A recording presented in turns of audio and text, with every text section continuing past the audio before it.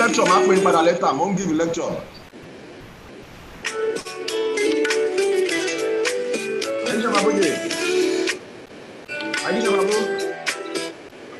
Please, can you host? Hare Krishna, Krishna Krishna, Hare Hare, Hare Rama, Rama Rama, Hare Hare.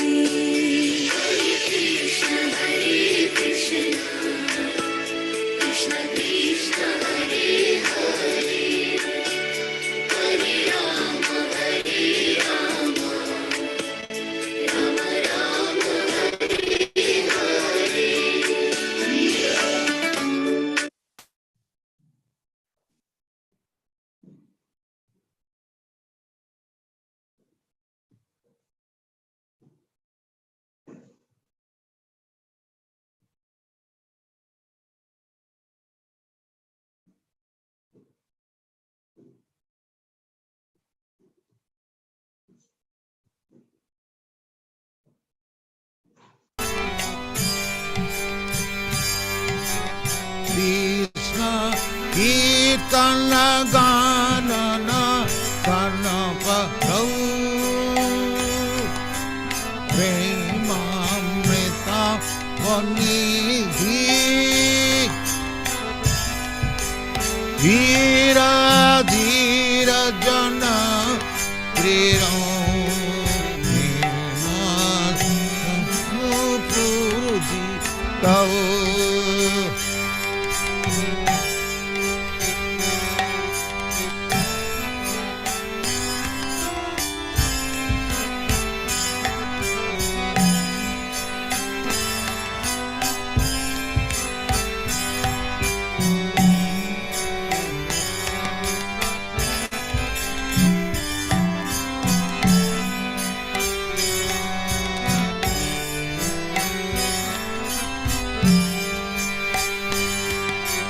Krishna कीर्तन गान नर्तन प्रभु प्रेमामृतां वनिधि धीर धीर जन प्रिय प्रिय करो पूजित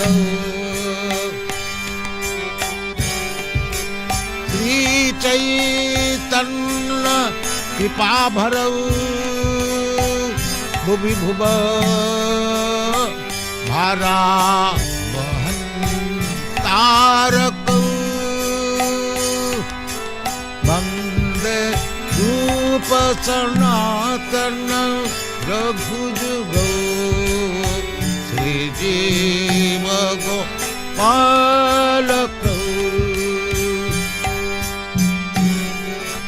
वंदे रूप सनातन रघुजुगौ श्री जीव गोपालक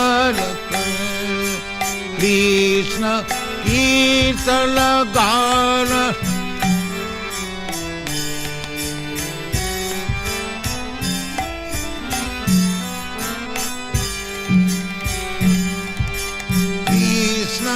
कीर्तन गान नर्तन परम प्रेम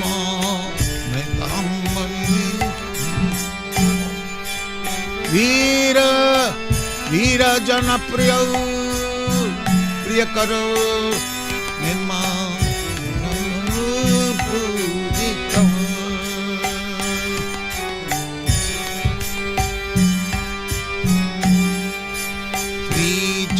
चैतन्य कृपा भरौ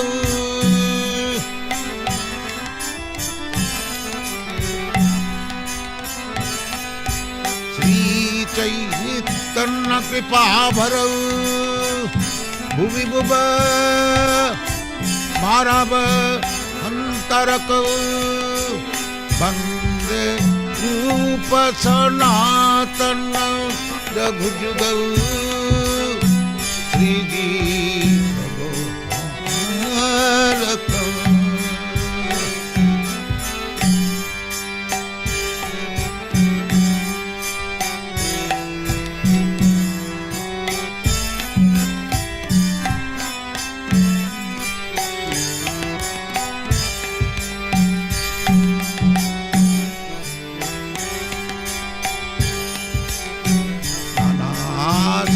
विचारणैक निपुणौ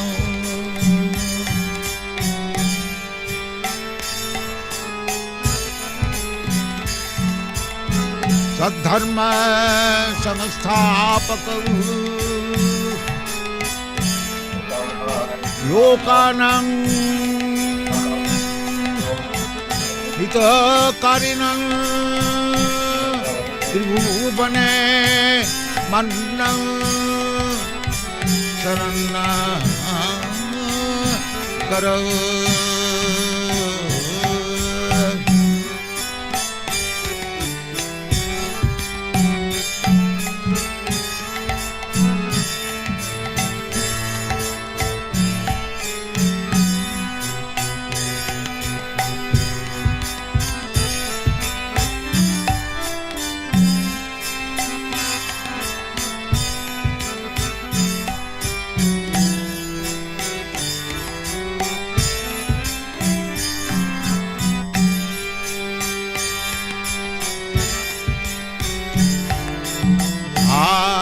विचारणैकनिपुना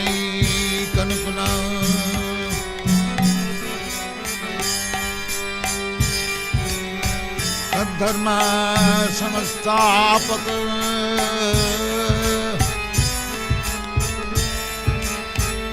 लोकानां हितकारिणां त्रिभुवने मन्नं शरणाकर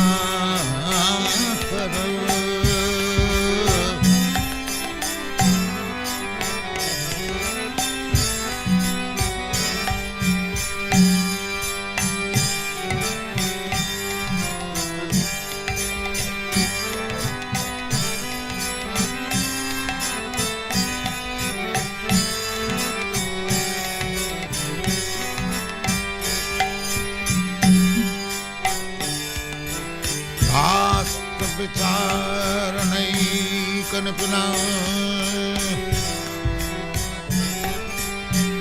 तद्धर्म संस्थापक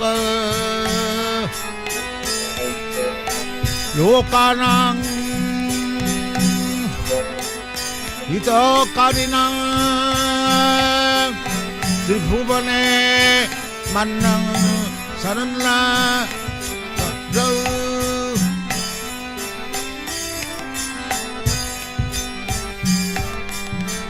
श्री चैतन्य कृपावरौ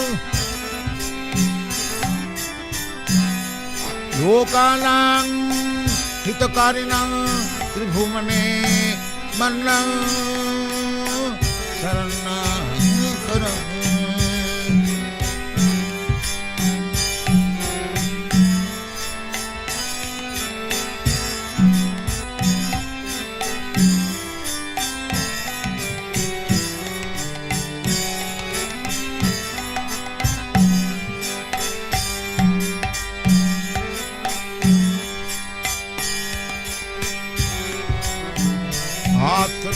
विचारणैकनिपुना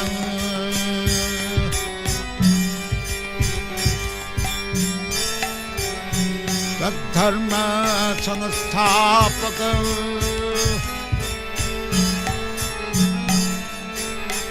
लोकानां. Hare Krishna, everyone. Hare Krishna, Prabhuji's. Hare Krishna. You're welcome. I just say let us be hearing Prabhupada singing so that we can get some purification, you know. Hearing Prabhupada's voice is purifying. So I will play more this. I will let this to finish playing, then we will start. Okay, Prabhu. Hare Krishna. हितकारिणां त्रिभुवने मन्नं शरणाकर Radha Krishna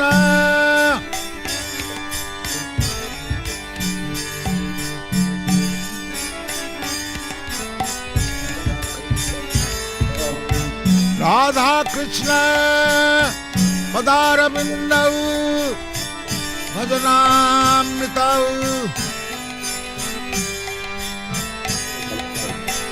Radha Krishna पदारविन्दौ भजना नंदेन मत्तालिका वंदे रूप सनातनं रघुजुगौ श्रीजी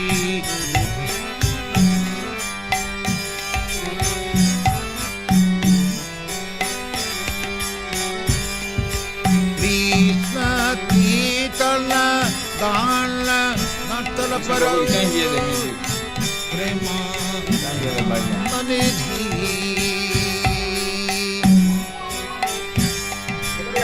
धीर धीर जनप्रिय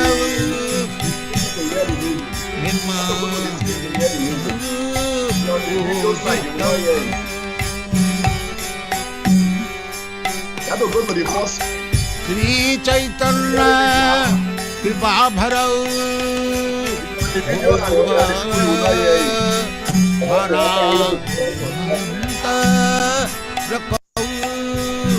वंदे रूप सनातन रघुजुग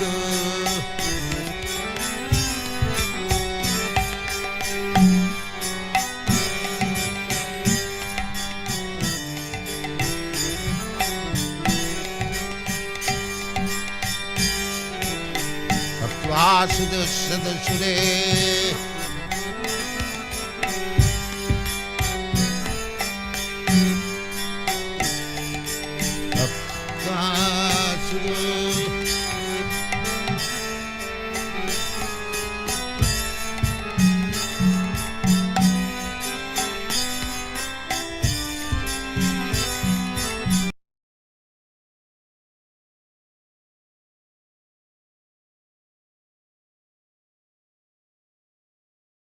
Hare Krishna Prabhuji, you are welcome to today's section of the Bhakti Sastri Unit 3. So we're going to continue from where we stopped yesterday.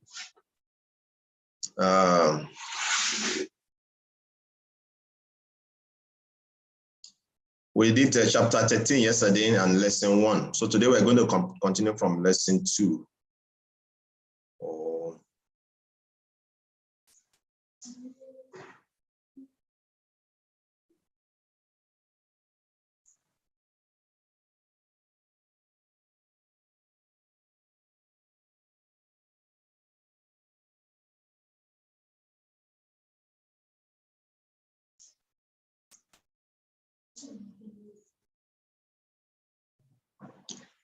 So, nature, the enjoyer, and consciousness. Om Jnana Timirandasya Jnana Jana Shalakaya Shakshor Militanyena Tasmai Shri Gurave Namaha Shri Chaitanya Mano Bistam Stapitanyena Bhutale Swayam Rupa Kadamayam Dadati Swapadantikam Vandeham Shri Guru Shri Yukta Padakamalam Shri Gurum Vaishnavamscha Shri Rupa Sagrajata Sagana Ragunatam Vitam Tam Sajivam Sadvaitam Savadutam Parijana Saitam Krishna Chaitanya Devam Shri Radha Krishna Pada Sagana Lalita Shri Vishaka Vitamsta E Krishna Karuna Sindhu Dinabando Jagapate Gopisha Gopika Kanta Radha Kanta Namastute Tapta Kanchana Gorangi Radhe Vrindavaneshwari Rishabhanu Sute Devi Pranamami Hari Priye Vanchaka Patarubhyascha Kripa Sindhubhya Evacha Patitanam Pavanebhyo Vaishnavebhyo Namo Namaha Jai Shri Krishna Chaitanya Prabhu Nityananda, Shri Advaita Gadadara, Shri Vasadi Gaura Bhakta Vrinda, Hare Krishna, Krishna Krishna, Hare Hare, Hare Rama, Rama Rama, Hare Hare, Hare Krishna, Krishna Krishna, Hare Hare, Hare Rama, Rama Rama, Hare Hare. Hare Krishna, Krishna Krishna, Hare Hare, Hare Rama, Rama Rama, Hare Hare. Om Namo Bhagavate Vasudevaya. Om Namo Bhagavate Vasudevaya. Om Namo Bhagavate Vasudevaya.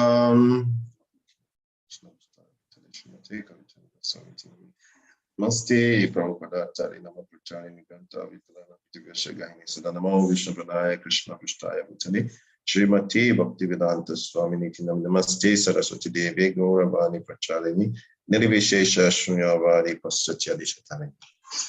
Jai, Hare Krishna Prabhu. So, today we have a new face again, another Nidana Prabhu. You're welcome. We didn't see you yesterday. What happened?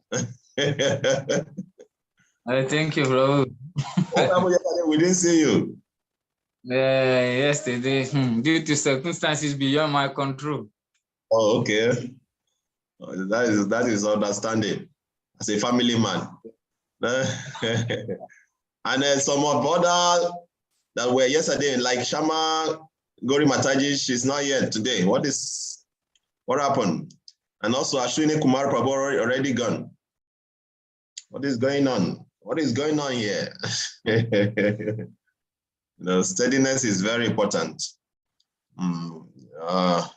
the message should be carried to others. Now we have to be steady, and that is one. The Prabhupada said to attain perfection in this devotional service, two things is very important: steadiness and sincerity. Sincerity and steadiness. There will be so many reasons why we should not do something. There will be so many circumstances. But if we are able to go around those circumstances and still become steady, then you already gotten a quality to attain perfection. Steadiness, very important.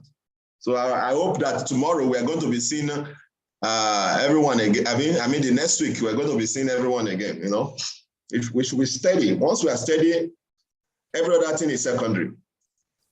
Anaya chetayan to man. So the time kintayan to man. So the time always steadiness, very important. So we're going to continue from where we stopped yesterday. Yesterday, briefly, Prabhu was here yesterday, Ram Prakash Prabhu. I hope you are in a place where you can speak, Ram Prakash Prabhu. Hare Krishna, Prabhu. I hope you can see. I can see you. You are inside a car. I hope you can speak. Yes, yes, I am. We are doing Sunday feast at in our country, Mauritius. Okay. Okay. Spares is little time to follow the class. Oh, very good. That's what we call steadiness. Although there's so many circumstances where you should not join, but you still join. Thank you very much for coming. Thank you. Okay. Raganuga Bhakti Prabhu. I'm just seeing you for the first time. Are you part of the program also? No, actually I was recording on Sundays and Saturdays for Bhakti Vaibhav. So I connected and I saw we are doing another thing. So I continue. Yes. Hare Krishna, Prabhu. Yes, please, I'm part of the Bhakti Prabhu. class. Hare Krishna Prabhu, I are you there? couldn't yesterday. Oh, okay. You're welcome. So you missed the lesson. Hare Krishna, Prabhu. Please, can you hear me? I can hear you now. Hare Krishna, Prabhu. Please, can you hear me? Yes, please. Yes, I can hear you now. Okay, thank you. So once if one observe that your network is a little bit slow cracking, you can remove your video so that you make it more fast. Okay, thank you. So we continue. So today we are going to be going to lesson 2. We did lesson 1 yesterday about Arjuna question. Arjuna asked Krishna, what is 6 questions? Who can remind us? I want the class to be more interactive. What are the questions that Arjuna asked Krishna yesterday? Anandini Prabhu, although you are not here, I hope you have read it. So you are not exempted from the question. What are the 6 questions Krishna asked Arjuna? Raganuga Bhakti Prabhu. What are those 6 questions?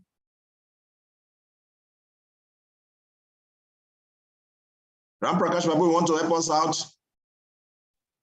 Yes, he asked 5 questions, Arjuna. This about question. Prakriti. Mm-hmm. Please go ahead.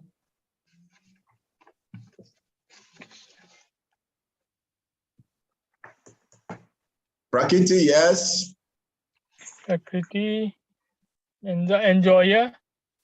Okay. I want everyone to go to the first page of your Bhagavad Gita. Are we having our Bhagavad Gita with us? Yes, please, Prabhuji. Yeah. So you go to the first chapter, the chapter 13, the first page of chapter 13. Arjuna Uvacha Prakritim Purusha Chaivam Kshetra Tragyan Etavi Tum Ichami Gyan Geyam. Arjuna asked 6 questions. Arjuna asked how many questions? 6 questions. 6 questions. Number one is he asks, what is Prakriti? The second one, what is Purusha? The third one, he asks, what is Chetra? The field of activity. And he asks again, Chetra Gyan, who is the knower of that field? Chetra Gyan. And he asks, what is Gyan? What is knowledge? And he asks Gayam, what is object of knowledge? These are the 6 questions Arjuna asked Krishna in the beginning of this verse, of this chapter. And that's what we discussed yesterday. The question of Arjuna and response of Sri Krishna. So in this second verse, immediately Krishna started replying. Idam shariram kaunteya shetram iti abidiyate. So Krishna is explaining that this body is called what? The field of activity, Chetram. Krishna started the answer by defining the field of activity. Hope we are following.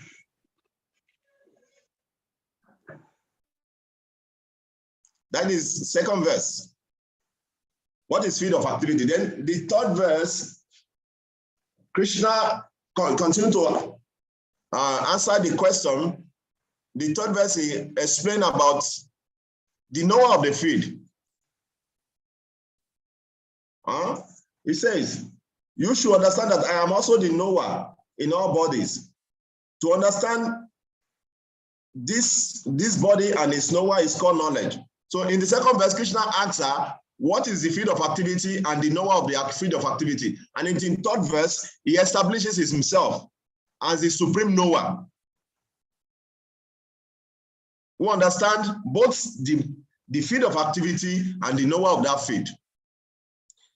So in text 4, I'm quickly going back so that we can get the connection to today. For those of us who are not here, yeah, it's good to always reverse what we have studied before so that it can refresh our memory. Then in the third verse, so Krishna has also explained there.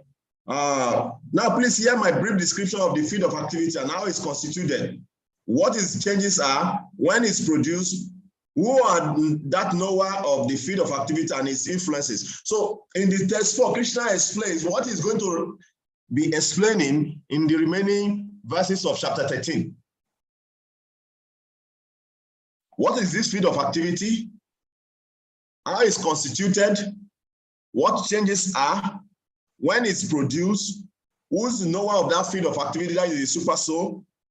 And what its influences are? So Krishna is going to be explaining this one. And in text 5, he explained, and Krishna make references, and we did a wonderful exercise yesterday about Krishna also making reference to the authority.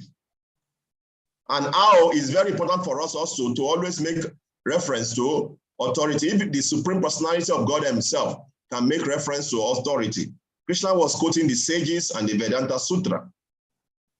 So if Krishna is making reference to authority, so also as a student or servant of Krishna, we should always respect the sadhu, guru, and shastra. Because if Krishna himself, who is above all laws, is showing us by example how he's not above authority and the scripture, who are we to neglect those important aspects of reference? Then in text 6 and 7, Krishna gave a detailed analysis of what is those elements of field of activities are, starting from the water, fire, the great element Mahabhutas, about the great element, the 5 great elements, intelligence. So Krishna enumerates all the elements of the field of our activities. And that is what we did yesterday. And today we are going to continue. After Krishna explaining this, those field of activity that is bounding us into this material world, our senses, our object of the senses, the great elements, water, ether, fire, air, all this, the sound, our mind, intelligence, happiness, distress. Krishna enumerates all those field of activity that is bounding us into this material world. Now in this chapter 13, from 8 to 12, Krishna is going to be explaining and enumerating what is called the process of knowledge. And this process of knowledge these are the only elements we can use to liberate ourselves from the field of activity. It's the only thing we can use to liberate ourselves from this field of activity, and it's called the process of knowledge. Prabhupada explained in the beginning of that chapter. So this is a brief summary. Raganuga Prabhu, can you please read this summary? Are you there? Yes, please, Prabhuji. Having described knowledge of the field and knower of the field, Krishna now explains the process of knowledge, beginning with humility and culminating in the realization of the absolute truths. In verses 13 to 19, the object of knowledge, Jnayam, or the soul and super soul, is discussed. Previously, Krishna explained the soul and super soul as Kshatrajan, or knowers of the field. By understanding the difference between the body, the soul, and the super soul, and by following the process of knowledge, the soul can transcend dualities, realize his eternal subordination to Krishna, and attain the supreme destination. Hare Krishna. Thank you very much, Raganuga Bhakti Prabhu. So this is a brief summary of what we are going to be doing today. And then today we are going to concentrate more on this, this process, the process of knowledge, beginning with humility. Accumulating is realization. So we are going to be reading, already taking time to paste, to bring them and putting in PowerPoint here, the PowerPoint purport from that verses 8 to 12. So one by one will be taking turn to read, and we're going to be discussing in details about those process of knowledge, starting from humility. So Krishna, the Gyan, at the end of that verse, Krishna explained that whatever he has enumerated here is knowledge, and anything outside that is what? Ignorance. So it means that when we say we are in knowledge, we must cultivate these qualities that are mentioned in these verses 8 to 12.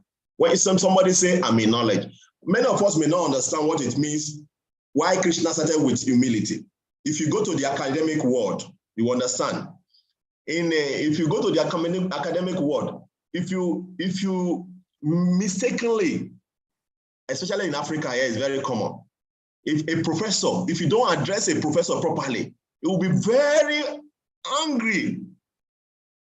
You know, very angry as like, who are you? You don't know who I am. How many years that has taken me to cultivate this knowledge?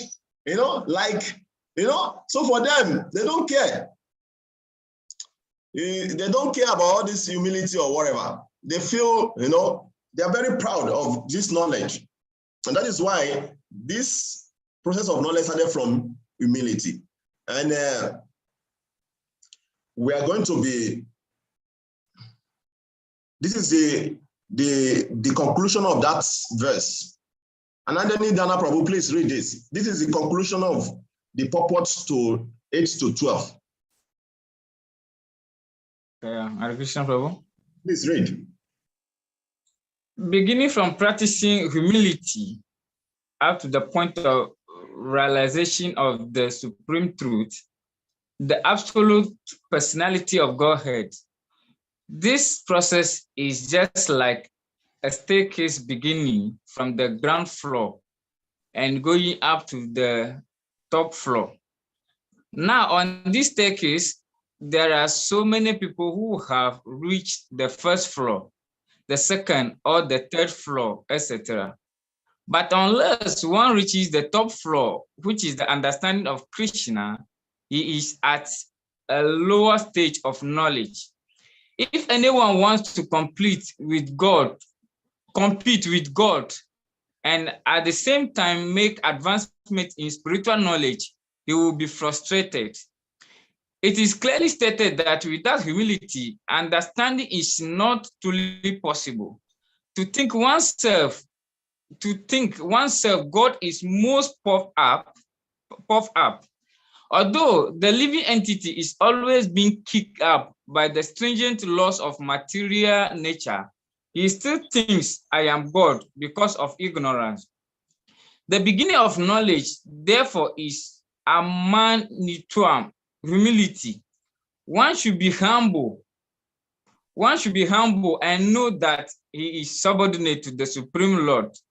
Due to rebellion against the Supreme Lord, one becomes subordinate to material nature.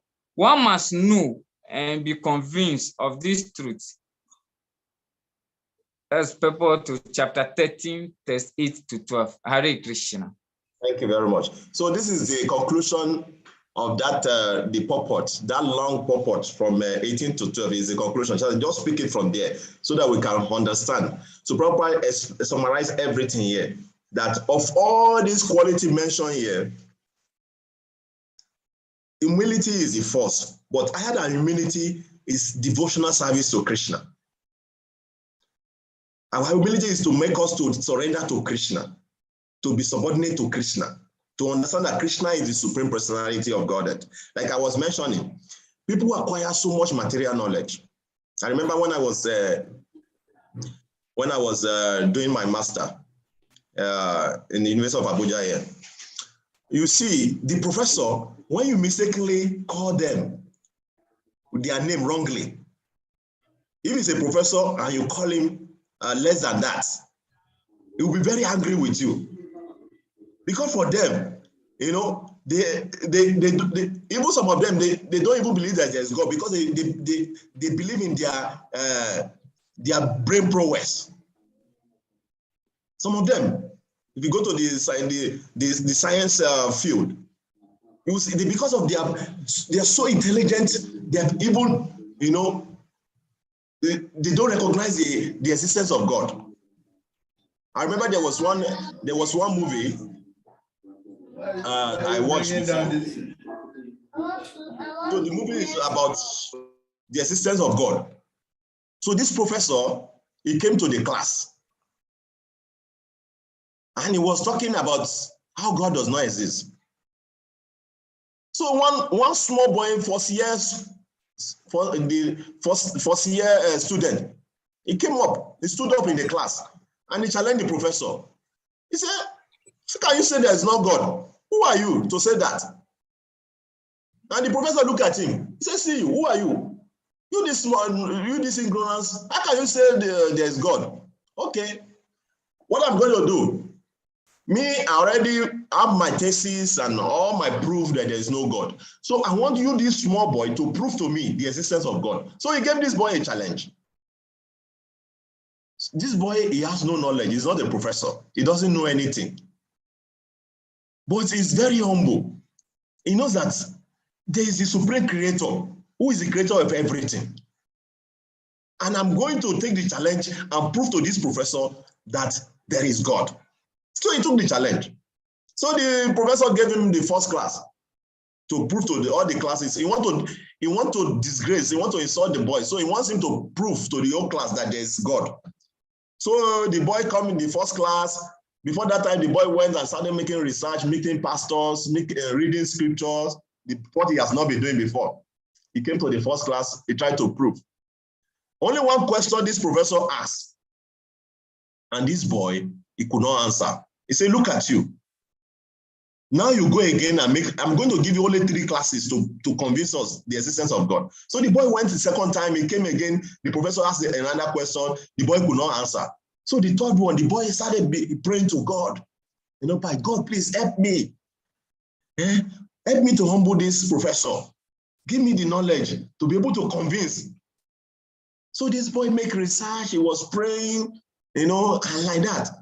So the third time he came in front of the class and he was trying to prove. And he was proving and he was proving.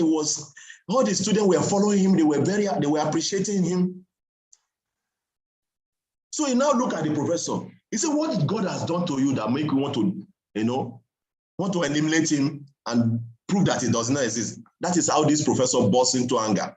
He said, how can it exist? He killed my loved one. He could not protect my mother. He burst into anger. Just to show you that in the core of his heart, he knew that God exists, but just because of his anger, the knowledge that he has acquired, he wants to use it to tarnish the image of God, to disprove that there's no God. So this is what is happening in this material world. And that is why you see in the beginning of this chapter, Krishna is taking his time to explain to Arjuna that, yes, this field of activities are there, and they are the thing that bound us to this material world. But there is a way to break out of this field of activities. And that way is the process of knowledge, which I'm explaining to you. Knowledge. The process of knowledge, which begins from humility. We have to be very humble. We have to cultivate humility. It's very, very important. So we are going to be reading each of these one by one, and we give the explanation of Baladev Vidyabhushan also, how he explained it. Prabhupada actually also was explaining based on Baladev Vidyabhushan commentary. So we are going to read directly from Baladev Vidyabhushan commentary also, after reading from Prabhupada commentary, because we follow the Acharyas, Prabhupada and all our predecessors. So I want Ram Prakash Prabhu, please, can you read humility for us? Humility means that one should not be anxious to have the satisfaction of being honored by others. The material conception of life makes us very eager to receive honor from others.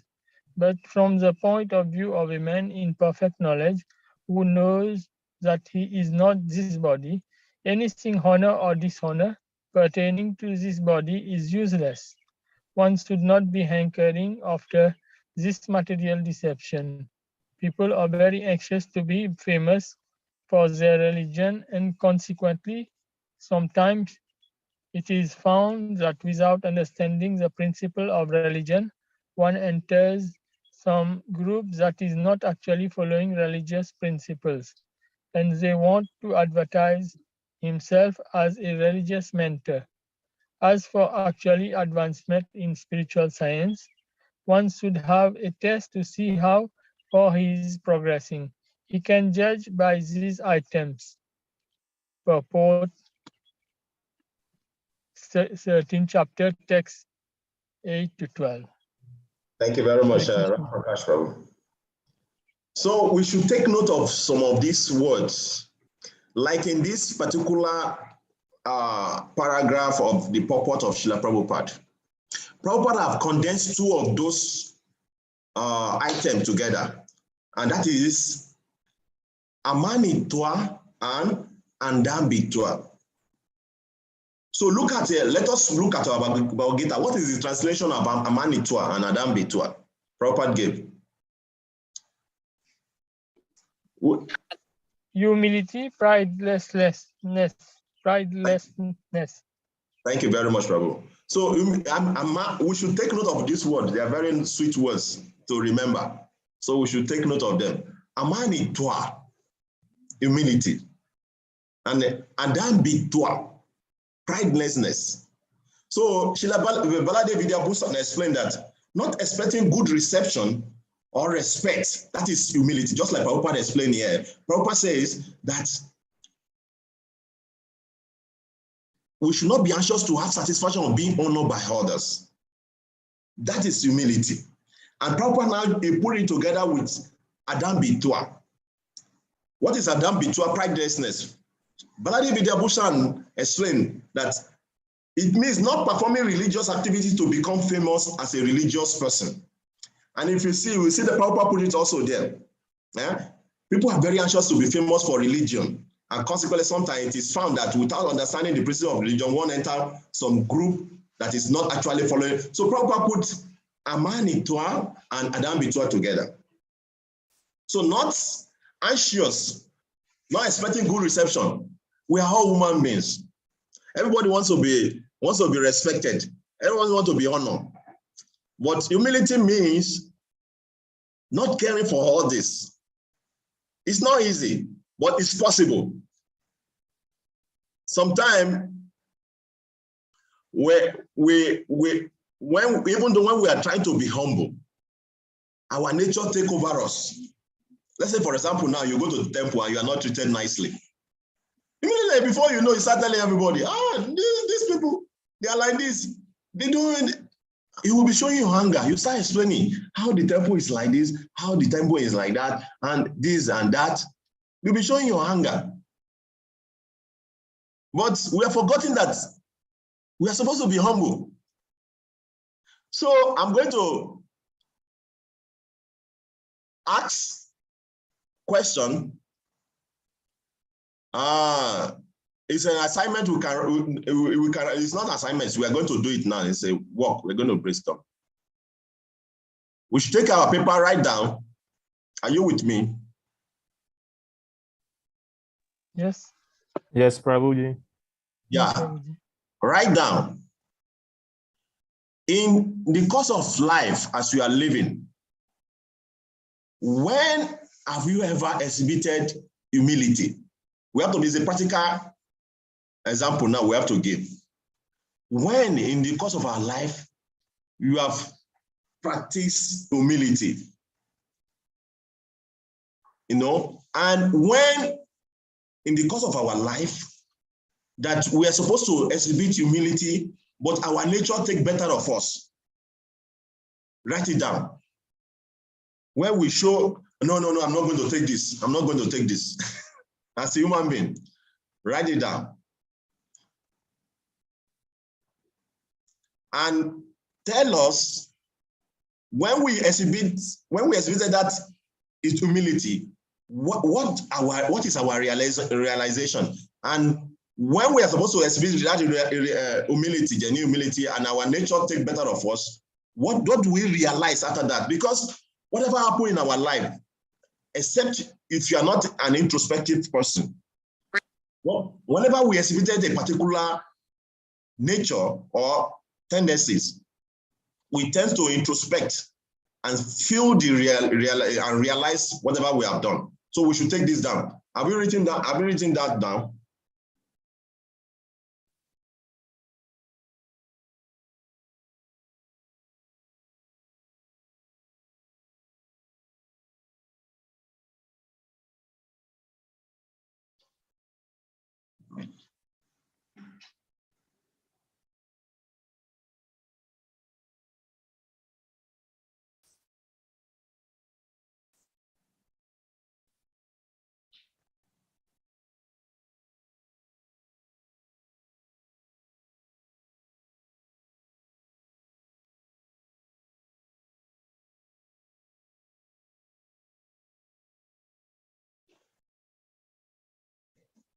Bhakti, Prabhu, are you there? Hare Krishna, Prabhu. Yes, I'm with you. Please, can you share your own experience with us?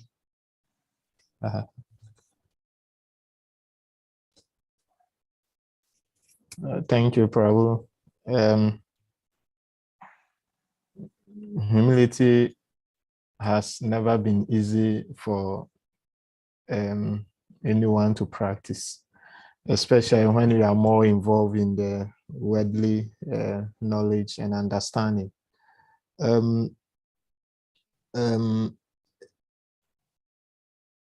I want to share experience I had when I first visited the Shri Shri Radha Govinda temple. Please do. We're very happy to hear that. I was formerly with Jehovah Witnesses, and anytime you enter Kingdom Hall, you receive warm welcome. Everyone laugh with you, associate with you, and they make you feel at home. And this is what I've been exposed to for so many years. So when I came to contact with Hare Krishna movement, and I felt that their teachings were more godly, and I was inspired to follow them. So I decided to visit the temple. And when I got there, it's like people were not just, they were not looking at you. They will not even come to you. And they see you as someone different. You are not qualified. You are not holy. You are not treated fairly.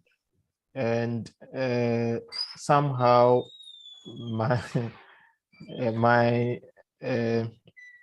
I was just complaining. I was not happy with the situation.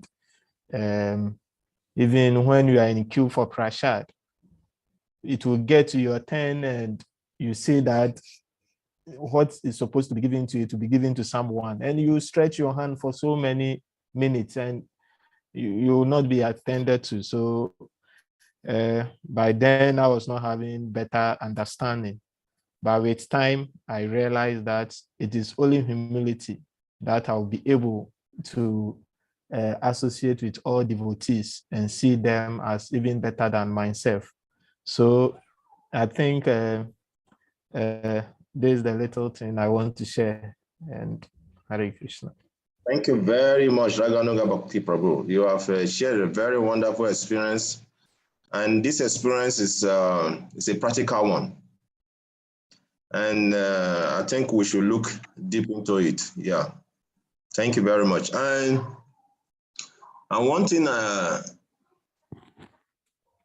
would like to ask you again before we stop is that even after experiencing this, even though in Jehovah's Witness, the way you are being treated when you go to the Kingdom Hall is different, but after experiencing this kind of reception in the Hare Krishna temple, what keeps you going? Please, can you tell us what gives you that hope that, because it's easier for you to just easily go back to where you are coming from, you know, but somehow you get stuck and you continue to remain devotional service and you really want to understand what is there and understand Krishna. Please tell us what keeps you going.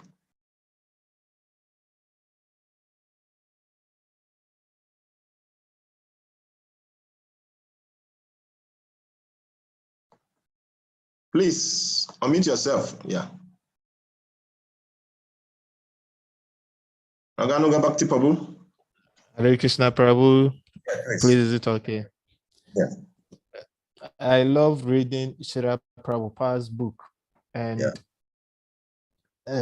most often he explains speculative knowledge and then realized knowledge. And I came to understand that most of the teachings coming from elsewhere is more speculative. They try to explain how they feel about Bible texts or Bible quotations or Bible verses. But Srila Prabhupada will quote the scriptures and even tell you this is his explanation. And any open-minded person will understand that this genuine explanation which agrees with the mind. There's no speculation in it. So honestly, I was convinced that this is the right path. And secondly, devotees were also committed. What they need in life is to serve Krishna, to serve the Supreme God. And despite having much knowledge, they don't use it to amass any wealth. Their own is to serve Krishna. And it amazes me. So I was convinced that no, this is the true path. Here, no speculation. Everything is about God. Even our songs, all is glorifying God. It's not to make money or to make, no, everything is about glorifying God. So somehow I was convinced that yes, I found the path and this is what I want in life. So I decided to read more books. And at a point in time, I decided to take initiation. Wow. And now I'm serving the Supreme God. No, I know I'm not qualified to do that, but my Guru Dev is guiding me to serve the Supreme God. Hare Krishna. Thank you very much for this, your realization. And I will quickly, we have not finished your Raganuga Bhakti Prabhu. I'm enjoying your realization, so we are going to continue from there. You understand? So now, if I may ask you, now that you have, because see, this material world is a prison house. We might have read it in several pages of Prabhupada's book, that this material Yes, world is a please. prison house. So we are all Yes, prisoners. And also there's another analogy Prabhupada has used in many places. This material temple is like a hospital where everybody is coming to get a treatment. And in a hospital, who are the people you meet there? They are people who are sick, isn't it? yes, please. So now my question is, now after having this experience in your first contact with Krishna consciousness, what you personally you are going to do in the way forward to change this experience, so that, because not everybody will be very humble like you to stick to the process and continue, and now taking initiation and practicing devotional service seriously. Not everybody will be able to come to that platform. So you now, after having experienced that in your first time, what are you going to do differently to make sure that nobody get that kind of experience in the future? Thank you, Prabhu. Uh, Srila Prabhupada said our main goal is preaching. Yeah. And I also, with my previous experience with Jehovah's Witnesses, preaching is something that can unite devotees. Yeah. So if we preach together, we work together, we come to know ourselves very well.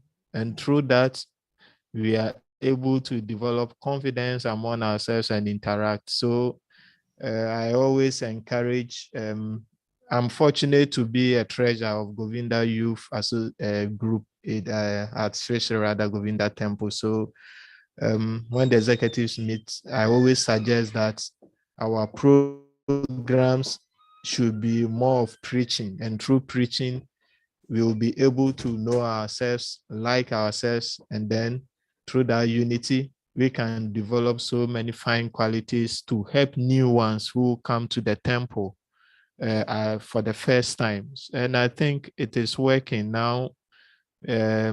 Newcomers feel welcome. They don't feel lonely. We have had enough discussions with executives, and most of them are young ones. So when we spot new ones, we approach them, we talk to them, and I think this is what we are doing to help our temple. And secondly, I'm also, my Guru Dev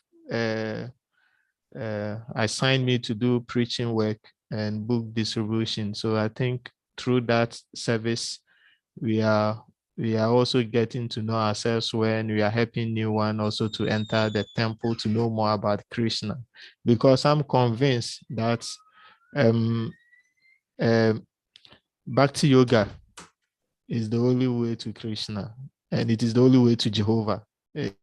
Krishna is one, and he might have so many names, Jehovah, Allah, but the ultimate way to get Krishna is to associate with Hare Krishna movement. So I'm convinced, and I go out even to University of Ghana campuses to do some preaching, and interestingly, we are getting people visiting the temple. So that's what we are doing in our little way to help new ones. Hare Krishna.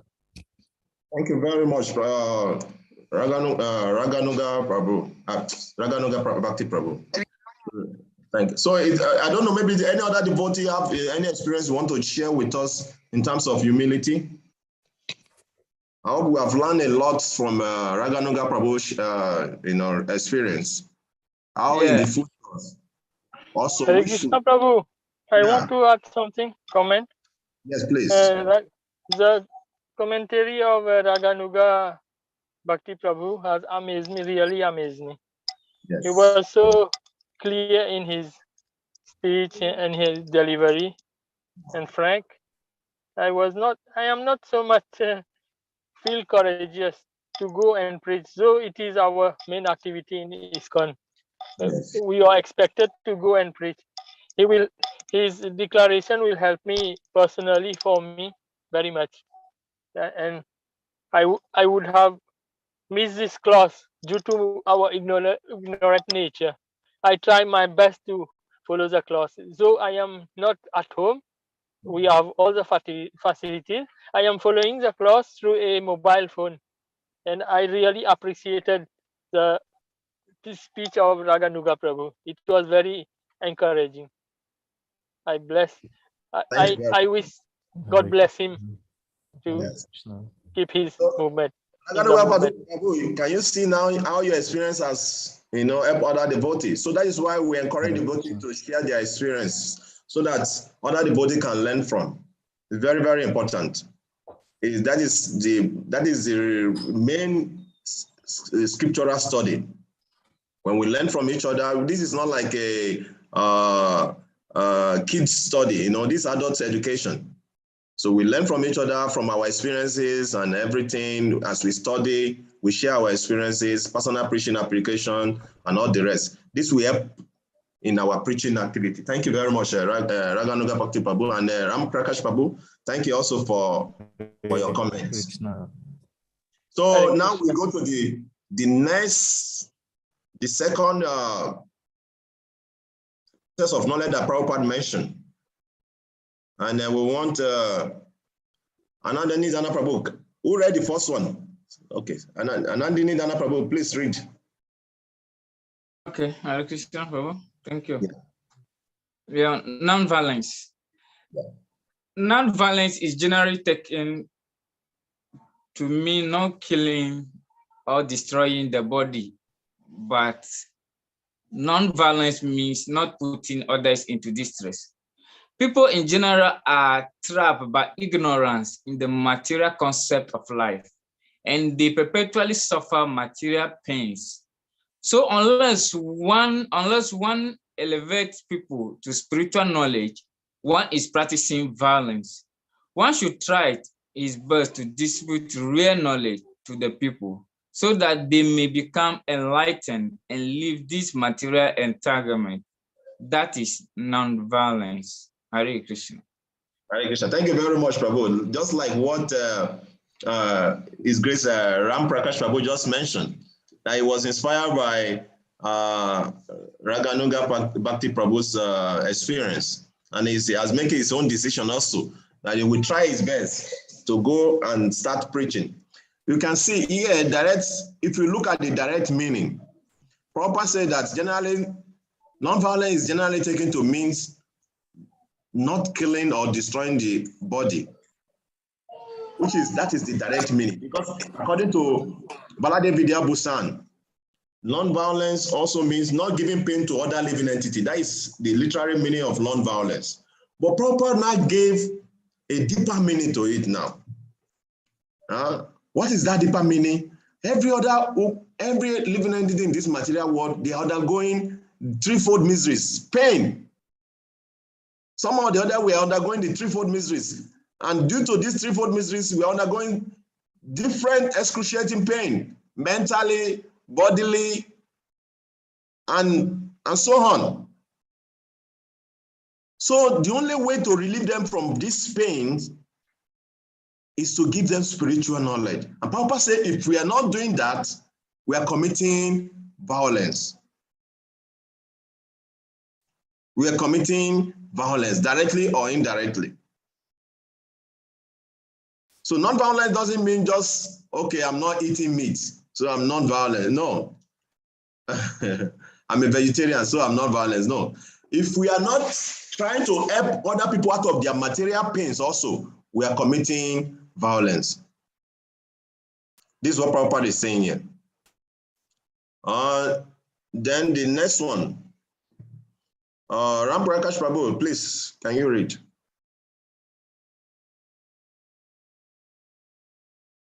Please unmute yourself.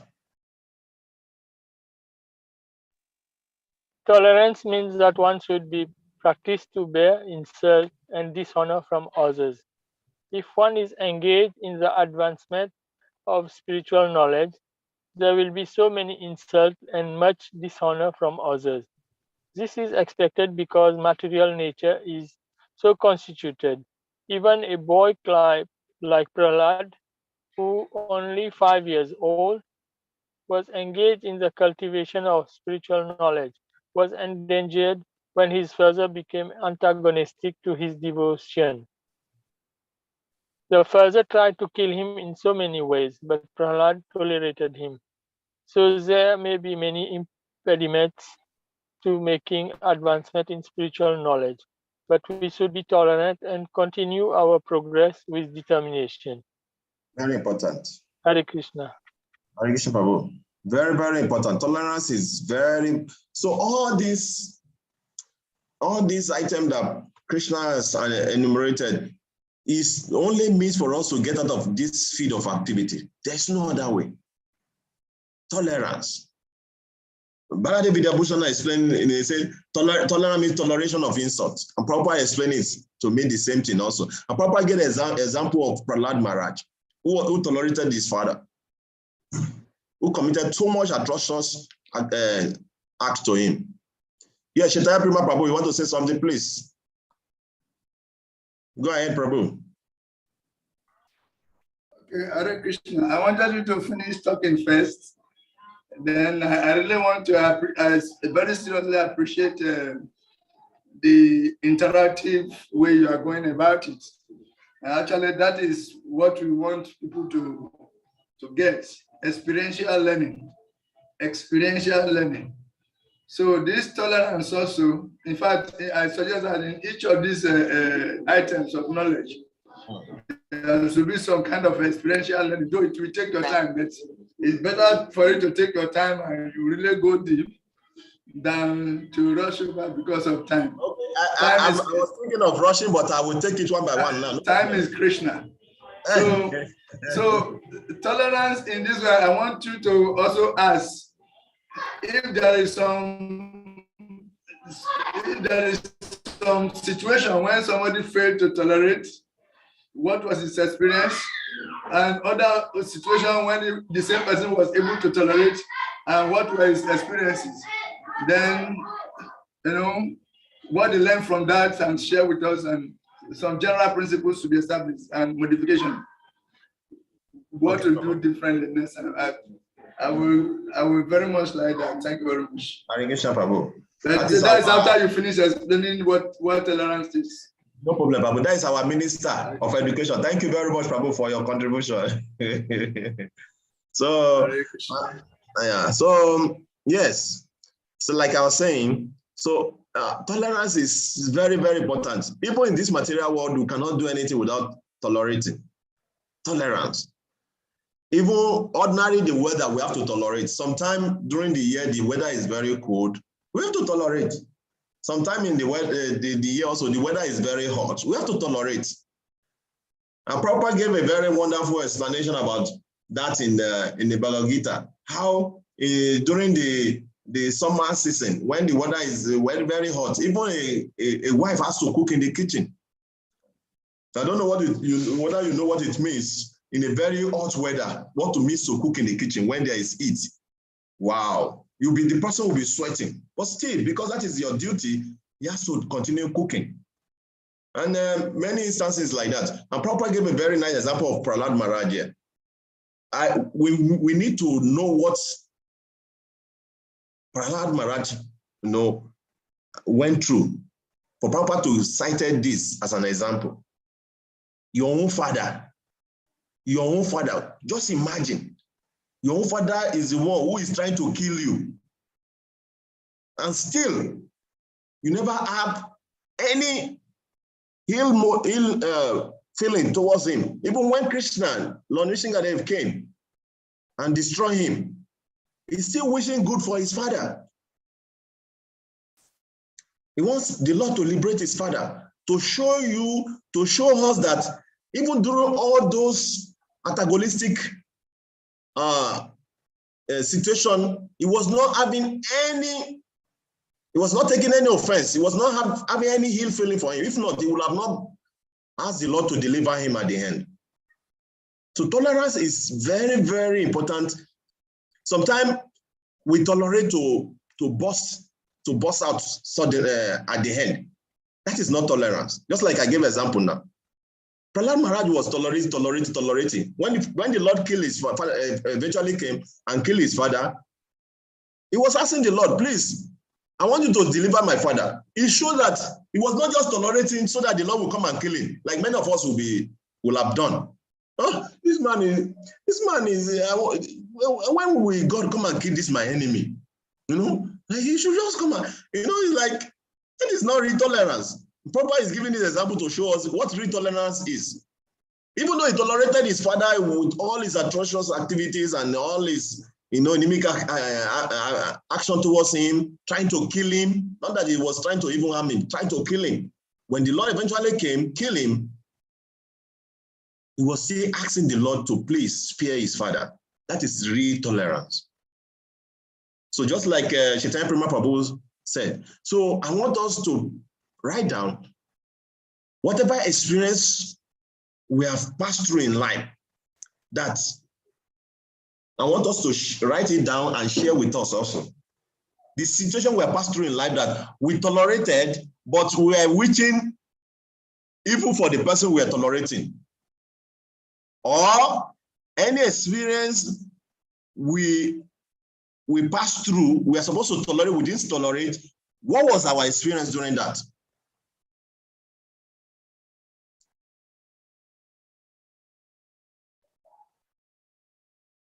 Anyone is there to share some experience with us? Because in life, we have passed through so many situations. So, yeah, Hare Krishna Prabhu. Yes, Anandini Dana Prabhu, please. All right. Thank you for giving me the opportunity. Yeah. See, when I joined this movement newly, we were the first batch that they started a Bhakti class with. So we were taught to distribute books.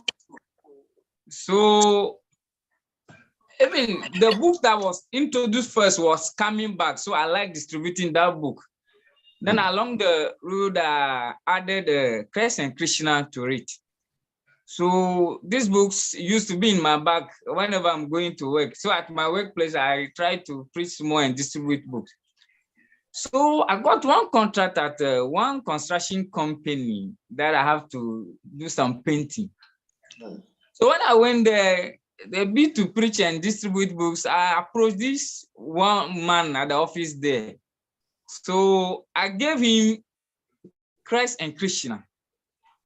So unfortunately and unfortunately, this man asked me to come to his office. So when I went in with him, he sat by his computer.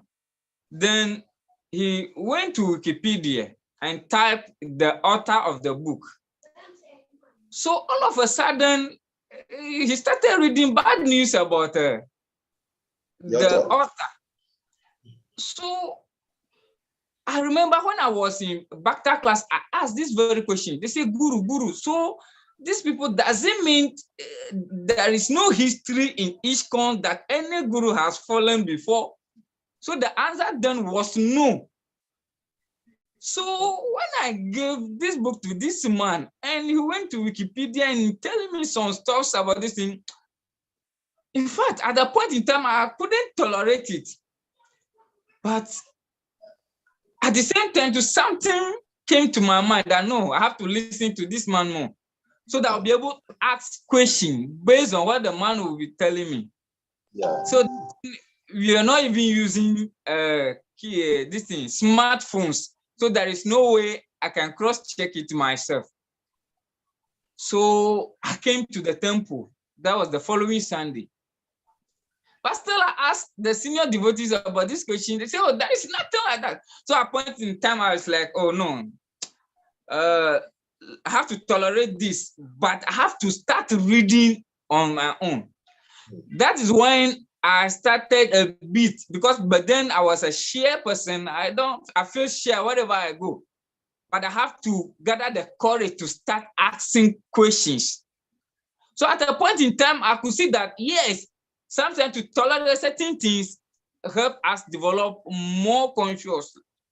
to whatever maybe you share of doing. So actually that keeps me going. So I try to tolerate even some of the questions you ask one senior devotee, the answer will give you ask a senior another devotee will give you a different thing. Meanwhile, you have read it in the book, but you're trying to get a clarification. So I think tolerance is very important. Sometimes whatever as you ask Raganuga Prabhu already, that when he came to Chishirada Govinda temple, he realized that the temple is for sick people, so he might meet such people. Then he said yes. So such things that we saw, even those who we reverence so much, like senior devotees, you could hear that this and that is what such a senior devotee did. So at a point in time, you could see that you become embarrassed. But Krishna, but then we don't even have a guru back and say by Guru and Krishna's mercy, we've been able to tolerate such things, and here we are trying to practice. Hare Krishna. Thank you very much, Anandini Dana Prabhu. Yeah, for your wonderful experience. So now, after tolerating all these situations, in the future, what do you think, you yourself, what position do you want to put yourself or place yourself in a way that someone, because like what you have given, all these examples you have given, is enough to put somebody off the track. Baba. Encourage him to drop general principle from that first. Please don't expose the answers. Before that question you had, before the question you had, let himself draw some general principle first. Yes, okay, Prabhu. So what general principle can you draw from that, Anandini Dana Prabhu? Well, actually, but then that is why I gathered the courage to start reading more on myself rather than depending on others, to be honest with you. And that is when I put the shyness away from me, because I quite remember those days in school, in the classroom, I find it very difficult to ask questions. As a result of such things, I've been able to ask questions whenever the need be now. Yeah, so that is why I draw my conclusion now. And for now, in fact, all my doubts have been cleared based on asking questions. Yes, Prabhu, thank you. Very good. Very good. I'm very happy to hear that. So now your tolerance is going to be multiplied by 100. That is by your mercy. because this material world we are in, there's so many things that are going to come. As the more higher we go in the ladder, like Prabhupada gave us in the purport there, he said it's a staircase, and we take one step at a time. The higher we go on the ladder, the more our challenges will be, and the tests we will face will be. Because as soon as we say we want to practice these good qualities, I can assure you there will be tests. Before you may be practicing them without consciousness, without conscious of them, but immediately you make a conscientious effort to practice these things, there are going to be tests. So the more determined you are, will determine how you are able to surpass or to prevail in the times of these tests. So thank you very much for sharing your realization with us. And Prabhu, Chitambrima Prabhu, please, what happened to Raganuga Bhakti Prabhu? He just left. What happened? Maybe it's network. Maybe. We're having network problem. We're having lots of network problems. I think he's in Ghana, no? Yes. Try to reach him. It happens in Ghana also, like any other place in Africa. Try to reach him and try to find out what is happening. Okay, I will call him. Thank you. Yes, simplicity. So the next one is simplicity. Simplicity means that without diplomacy, one should be so straightforward that he can disclose the real truth, even to an enemy. How many of us can practice this? This is very difficult, in this material. It's very difficult, So yeah, very, very difficult. He said without diplomacy, one should be so straightforward that he can disclose the real truth, even to an enemy. I will give you, you see, this is so, it looks so difficult, but actually it's not. I will give you an example in the Mahabharata. Mahabharata, during when the Pandavas were somehow or the other, they train, they after being finished, they finished their training from their teacher. So their teacher went to his friend, who was his friend when they were young. What is the name of that his friend? Prabhu. Remember the friend of Dronacharya? The father of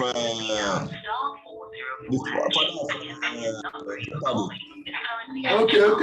It's Drupada. Drupada. So what happened was later, when after the Dronacharya finished training the Pandavas, he remember that he has a friend when they were young, is Drupada. When they were small, because Drupada happens to be a prince, but Dronacharya was not. So out of children talk now, Drupada promised that when they grow up, he's going to share his property with Dronacharya. So when after he grew up, and Dronacharya as a Brahmin now, he lived a very poor life. So he went to Drupada to try to remind him of what he promised when they were small as a boy. And he said, who are you? How can I promise that? Where have you seen a rich man making friends with poor man? I never remember that. So Dronacharya felt insulted. And he has to send his student to go and defeat Drupada. And what happened was Arjun performed excellently well. So he promised that he's going to perform austerity to give back to someone who will kill Dronacharya. So after that sacrifice, he got two children. Draupadi to use as a gift for Arjuna, for his falling in love with Arjuna, love the way Arjuna displays his prowess, and he got Ashwatthama. What is it? Dristajumna. Is it Dristajumna? It was Draupadi to marry Arjuna. Yes. And also somebody to kill Drona. And that is Dristajumna. Yes. Dristajumna. So Dristajumna was to kill Dronacharya. So what I'm trying to bring out from this is that even when the news was well known that Drupada has gotten this child to greet Dronacharya, still Dronacharya did not refuse to teach this boy who he knew that he's going to be the one to cause his death. He did not refuse to teach him the art of fighting, the art he will use to kill him. He did not refuse to teach him. That is simplicity. Prabhupada explained it simply means without diplomacy, one should be so straightforward that he discloses the real truth, even to an enemy. What I'm trying to explain here is that even when Dronacharya knew that this person is my enemy, is born to kill me, still, he did not refuse to teach him the art of fighting. So we have to be so simple in life like that. And this quality is very important for us as a movement in Krishna consciousness. Because sometimes we are not simple enough, I will say. Why did I say like that? You know that this devotee is acting against you. Sometimes we want to be very direct. Oh, no, I cannot tolerate it. I cannot tolerate it. No. Prabhupada say we should be simple. Even when you know that this person is your enemy, still, you have to be diplomatic the way you relate with the person. So this simplicity is very, very important. We have to take note of that. And then the next one is approaching a bona fide spiritual master. Actually, Acharya Pasana. Baladev Vidyabhusana explaining, translating to me. means explaining to mean of service without motivation to the guru who bestow knowledge. Atoyo personal. Service without motivation to the guru who bestow knowledge. But proper translated it to be approaching a bona fide spiritual master. Still the same thing. So, Anadini Dana Prabhu, please, can you read? Okay, yeah, Hare Krishna. So, as for acceptance of the spiritual master, that is essential, because without the instruction of a bona fide spiritual master, one cannot progress in spiritual science. One should approach the spiritual master with all humility and offer him all service, so that he will be pleased to bestow his blessings upon the disciple. Because a bona fide spiritual master is a representative of Krishna. If he bestows any blessings upon his disciple, that will make the disciple immediately advance without the disciples following the regulative principles. Or the regulative principles will be easier for one who has served the spiritual master without reservation. Any question? If you are, we should meditate on this and see whether we have any question before I can say anything. Because this approaching a bona, out of the 20 element that Krishna explained here, the items Krishna explained in this 8 to 12, Prabhupada mentioned that this one, approaching a bona fide spiritual master and engaging in unalloyed devotional service to Krishna, they are the topmost. You need to approach a bona fide spiritual master for you to render pure devotional service. That if we engage in pure devotional service, every other quality, good quality will come automatically. So is there any question regarding to this? Yes, Hare Krishna Prabhu. Yes, Prabhu. One question. Here it is explained explicitly that even a devotee does not follow the regulative principle nicely, he will be favored. It will be easier for him to follow. Is it not in contradiction with what we have learned? Very good. I will read that statement. That's why I'm asking whether there's any question. He said, if he bestow any blessing upon his disciple, that will make the disciple immediately advance without the disciples following the regulative principles. Or the regulative principle will be easier for one who has served the spiritual master without reservation.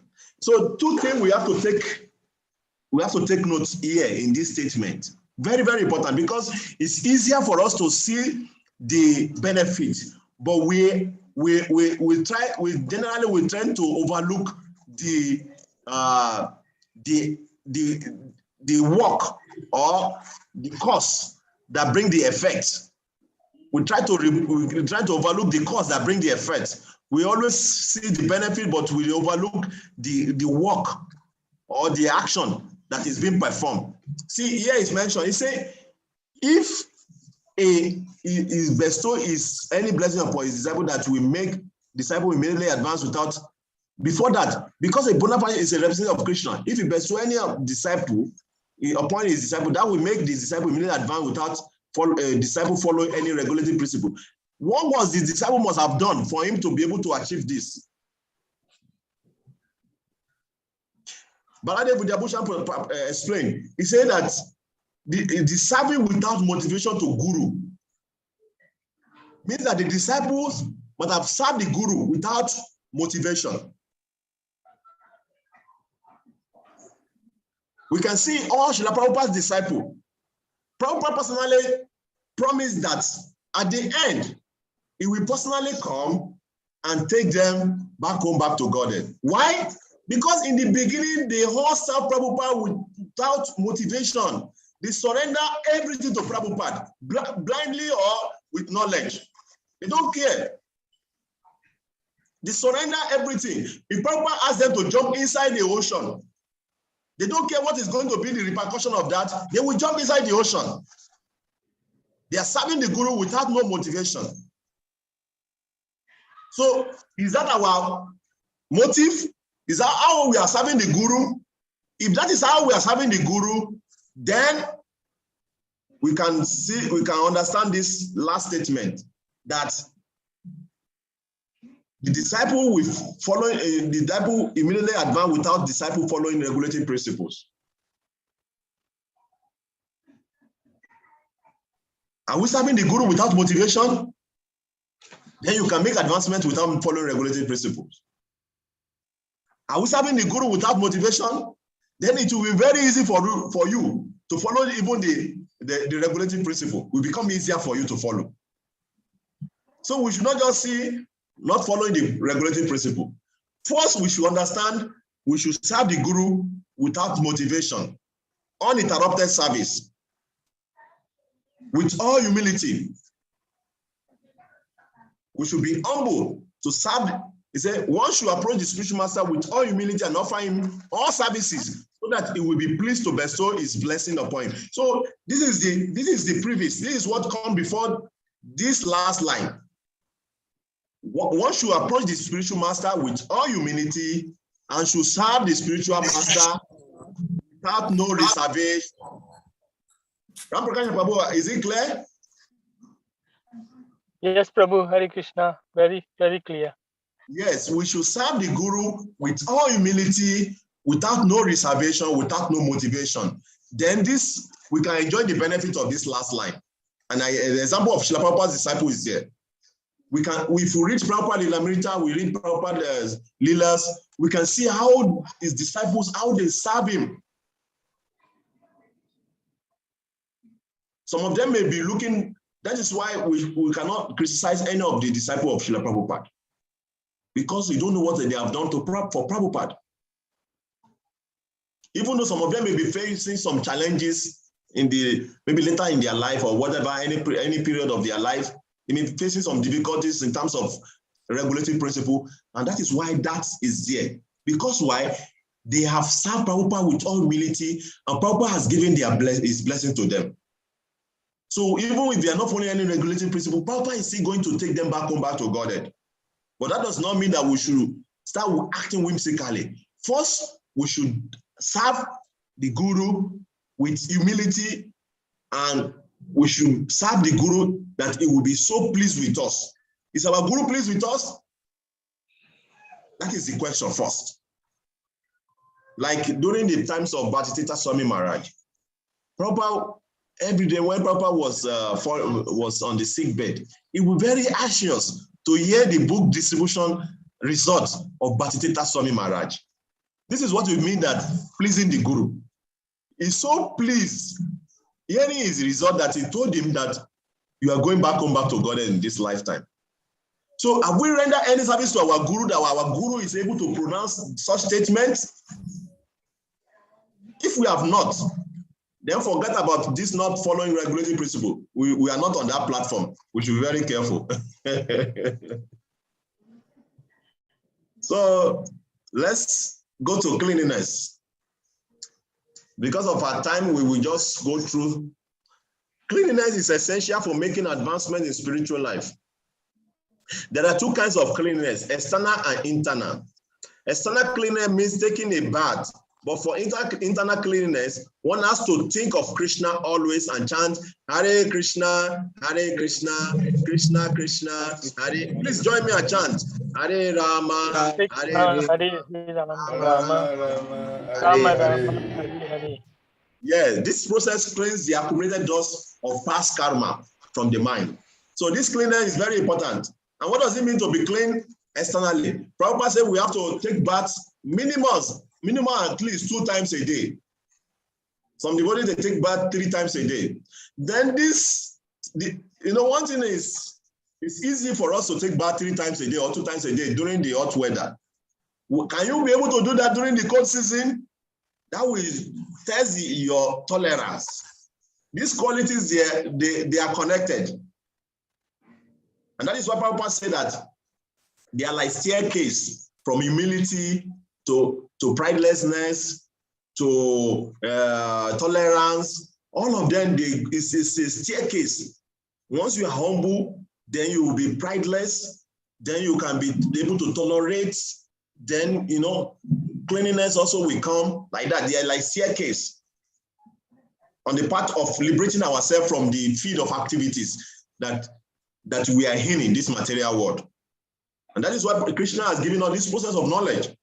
Only this process of knowledge we can use to liberate ourselves from the field of activities. And Prabhupada is here mentioning cleanliness as one of the major aspects of it.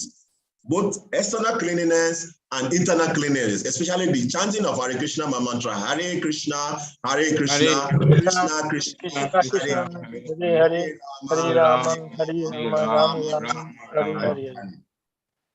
So Prabhupada said that this process cleans accumulated dust of past karma from the mind. This is very important. Sometimes we don't know how important for us to purify our karma. There are two kinds of karma, prarabdha karma and aprarabdha karma.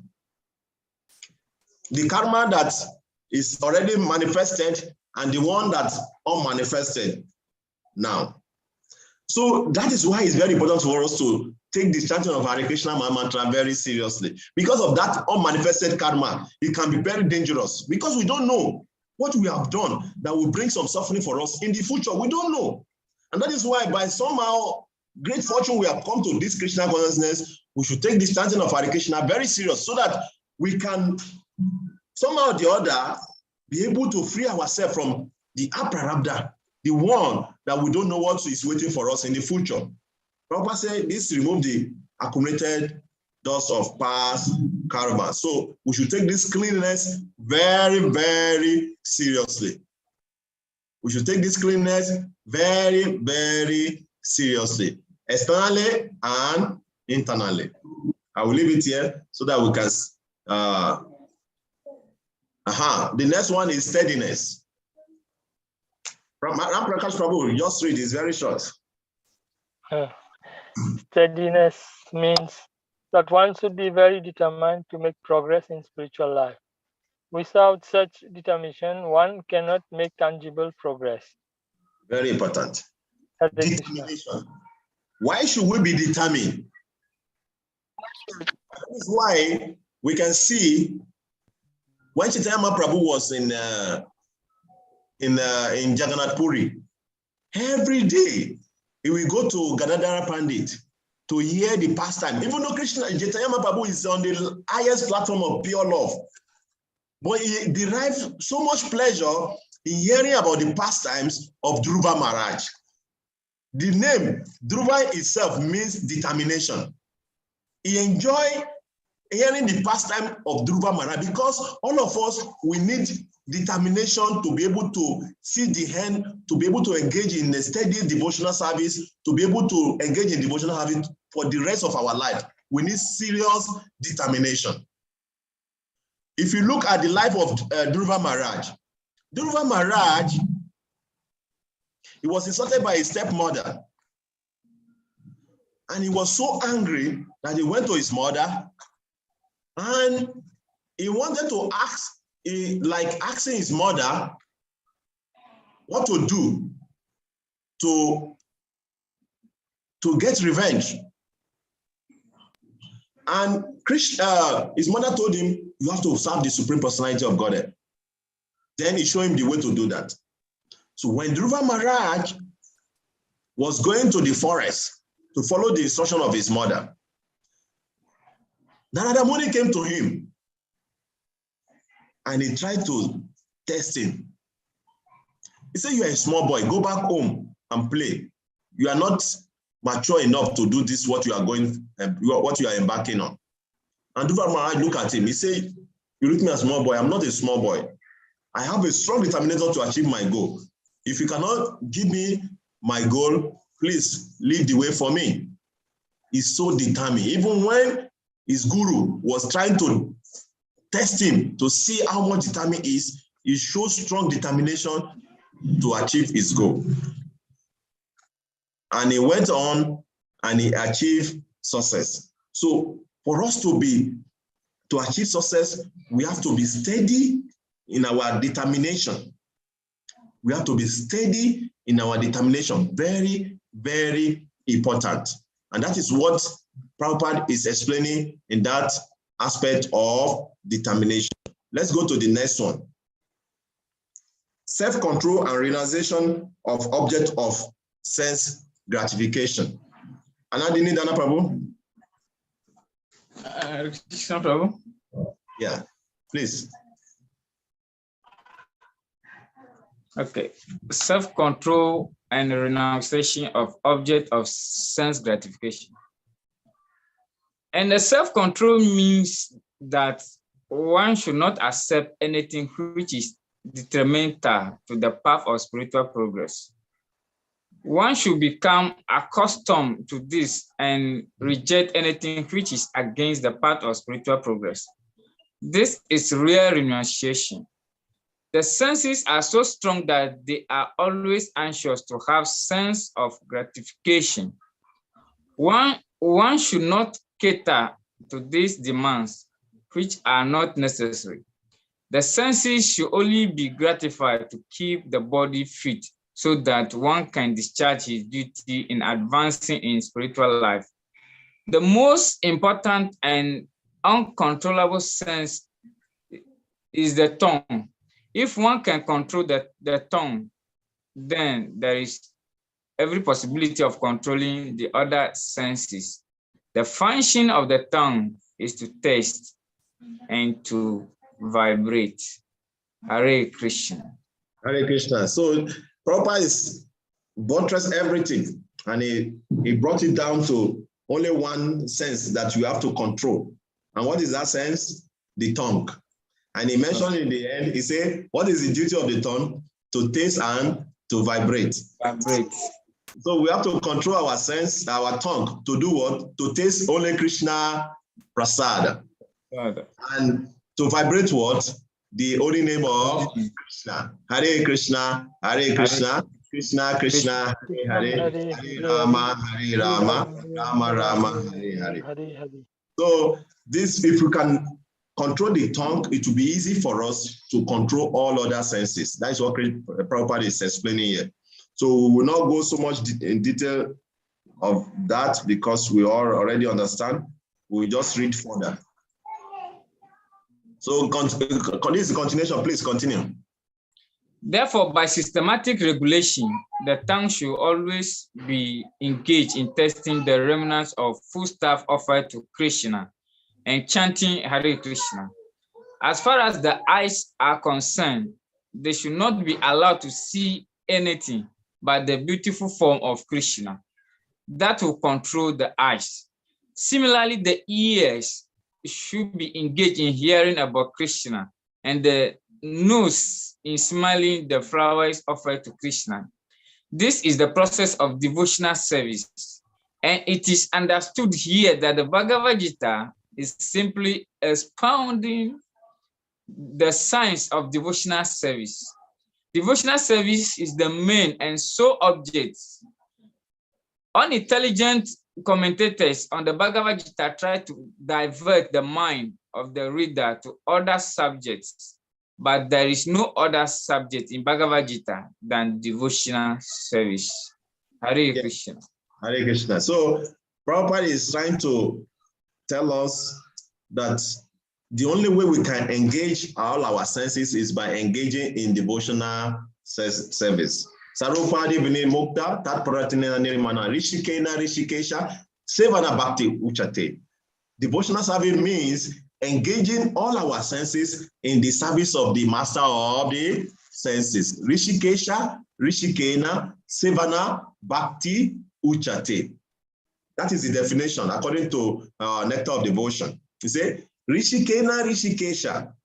Sarvopadi Vinimukta Tat Pratina Nirimana. Rishikena Rishikesha Sevana Bhakti Uchate. By engaging our senses in the service of the master of the senses, then that is called Bhakti, devotional service. And Prabhupada explained very nicely here how we can engage all our senses by tasting Krishna Prasadam, chanting the only name of Krishna, seeing the deity's form of Krishna, hearing Srimad Bhagavad Gita, Bhagavatam, and all these properties. So engaging our senses in the service of Krishna is called devotional service. So the number 10, absence of false ego. Raganunga Bhakti Prabhu, please read. Thank Thank you Prabhu. for coming back. Yes, please. I'm sorry. I have to drive my wife to the Kingdom Hall. That's why. Okay. Yes.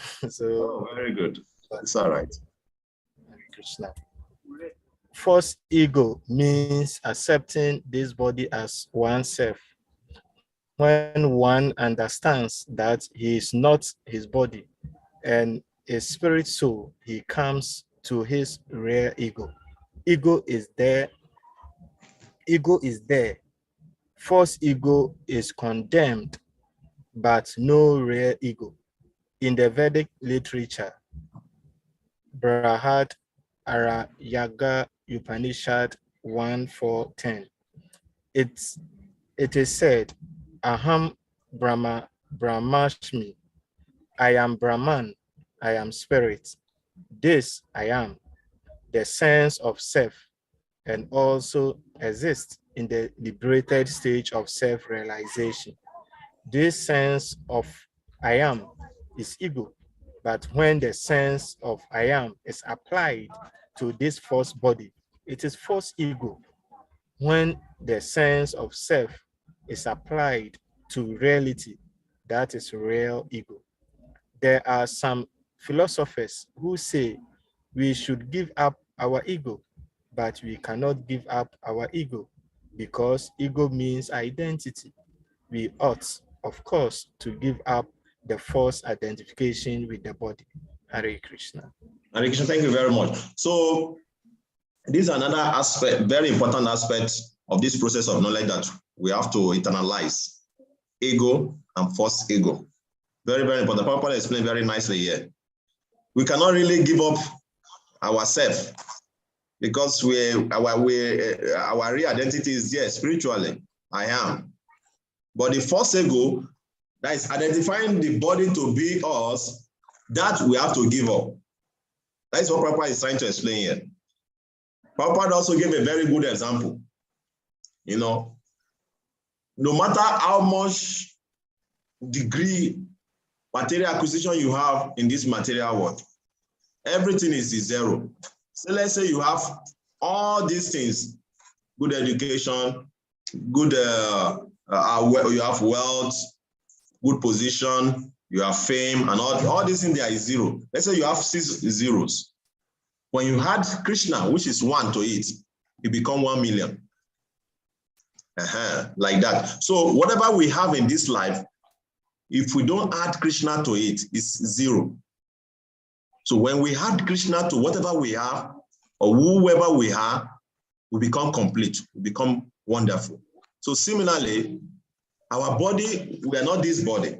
We are the soul inside this body. But when we misidentify ourselves with this body, that is false ego. And whatever the nature of the body is, whether it's a professor, is this, is that, is wealthy, is strong, is there. Once we misidentify ourselves with that, the quality of that body, we are acting on the platform of false ego. And that is why it's very important to remove false ego. So let us read this one. Perception of the, what is the time now? We have about 10 minutes and we still have so much to read. Have any of us read any of the this purport to 8 to 12? Have we read it on our own?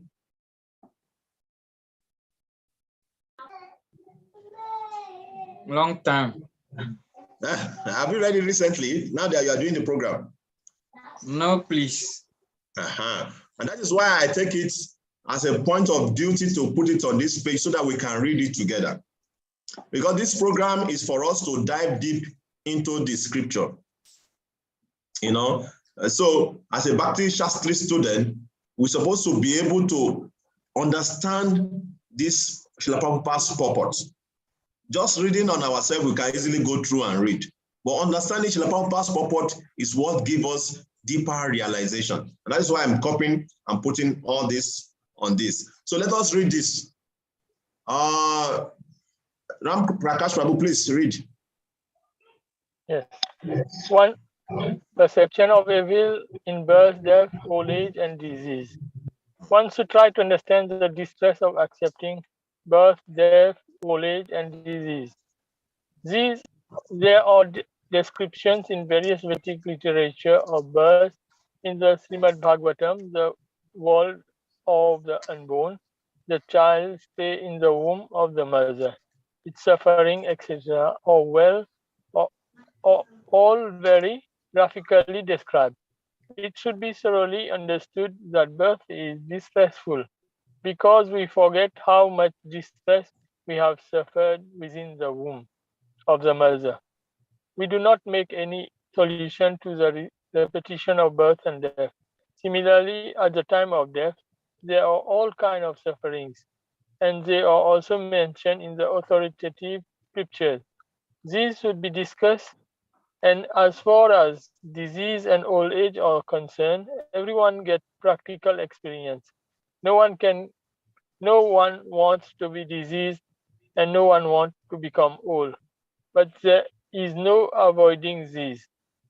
Unless we have a pessimistic view of this material life, considering the distress of birth, death, old age, and disease, there is no impetus for our making advance in spiritual life, advancement in spiritual life.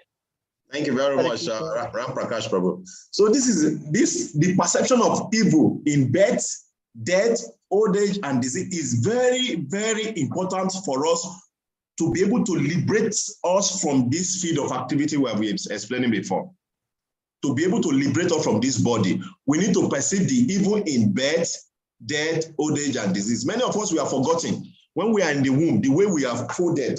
If by the time when you are doing your Bhakti Vaibhava in Canto 3, the teaching of Kapila Muni, we are going to study about this. The process of how the child develops in the womb, the suffering the child is experiencing in the womb, and all the rest is explained in the Canto 3 of Srimad Bhagavatam by Kapila Muni, Lord Kapila Muni.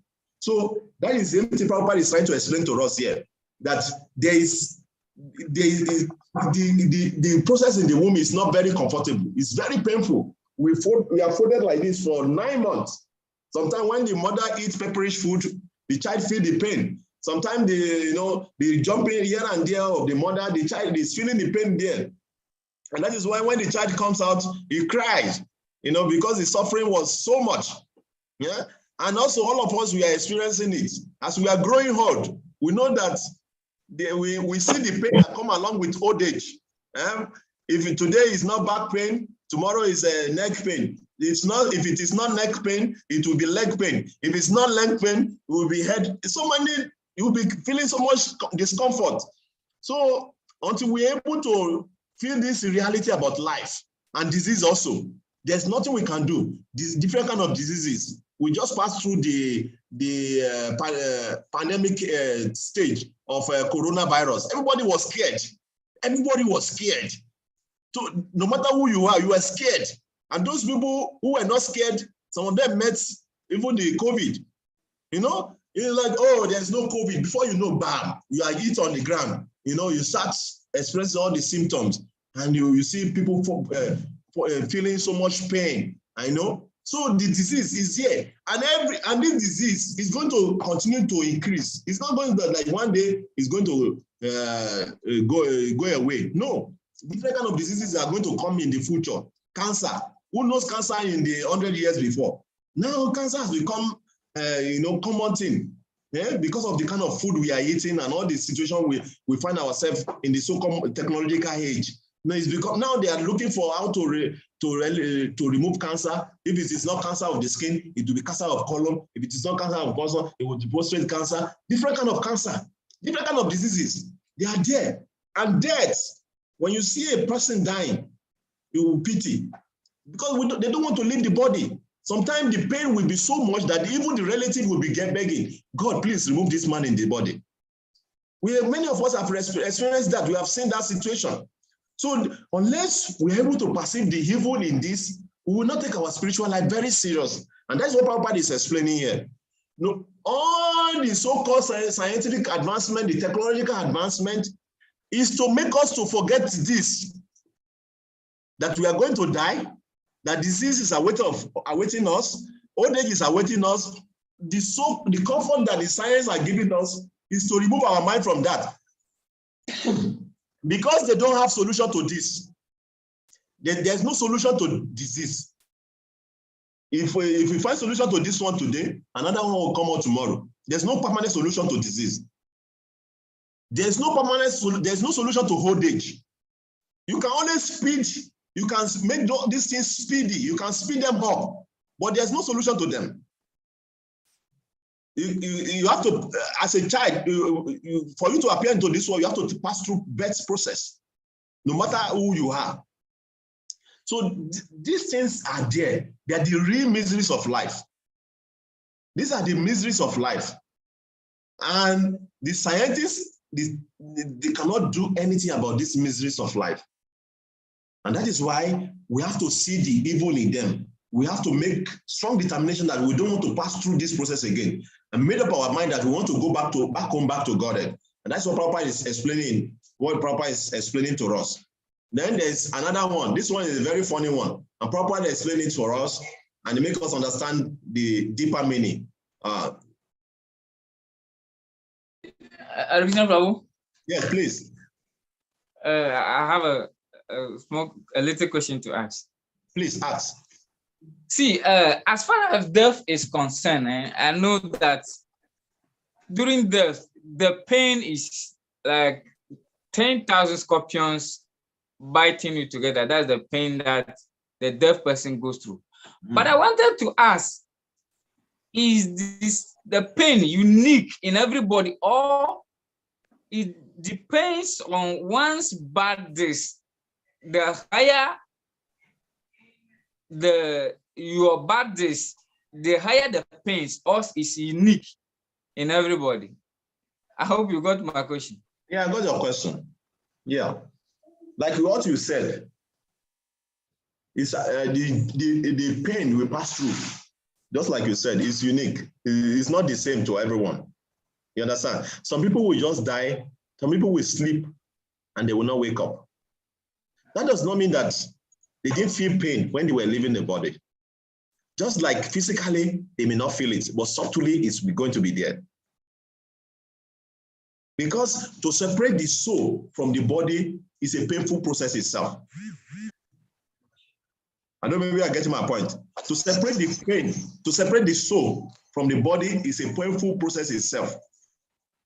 So whether somebody is sleeping and the body leaves, or somebody is under a serious disease and the person leaves, or somebody got some car accident and the person leaves, or somebody is drowned inside water and he leaves his body, or somebody, there is an explosion in a plane, there's a plane crash and somebody leaves the body. This is the same situation all of them are passing through. Separation of the soul from the body. Okay. I don't know whether you got my point. Yeah, got it. Yes, yeah. Is it clear now? Yes, Prabhu, you can continue. Yeah, because there's no any of this process that the soul is not separated from the body. Yeah. That means separation of the soul from the body. So whatever any process or whatever is the situation of the death is still the same thing. The soul is separated from the body. Okay. Yes, Prabhu. So this one, yeah, thank you. Let me read this one. Detachment, freedom from entanglement with children, wife, home, and the rest.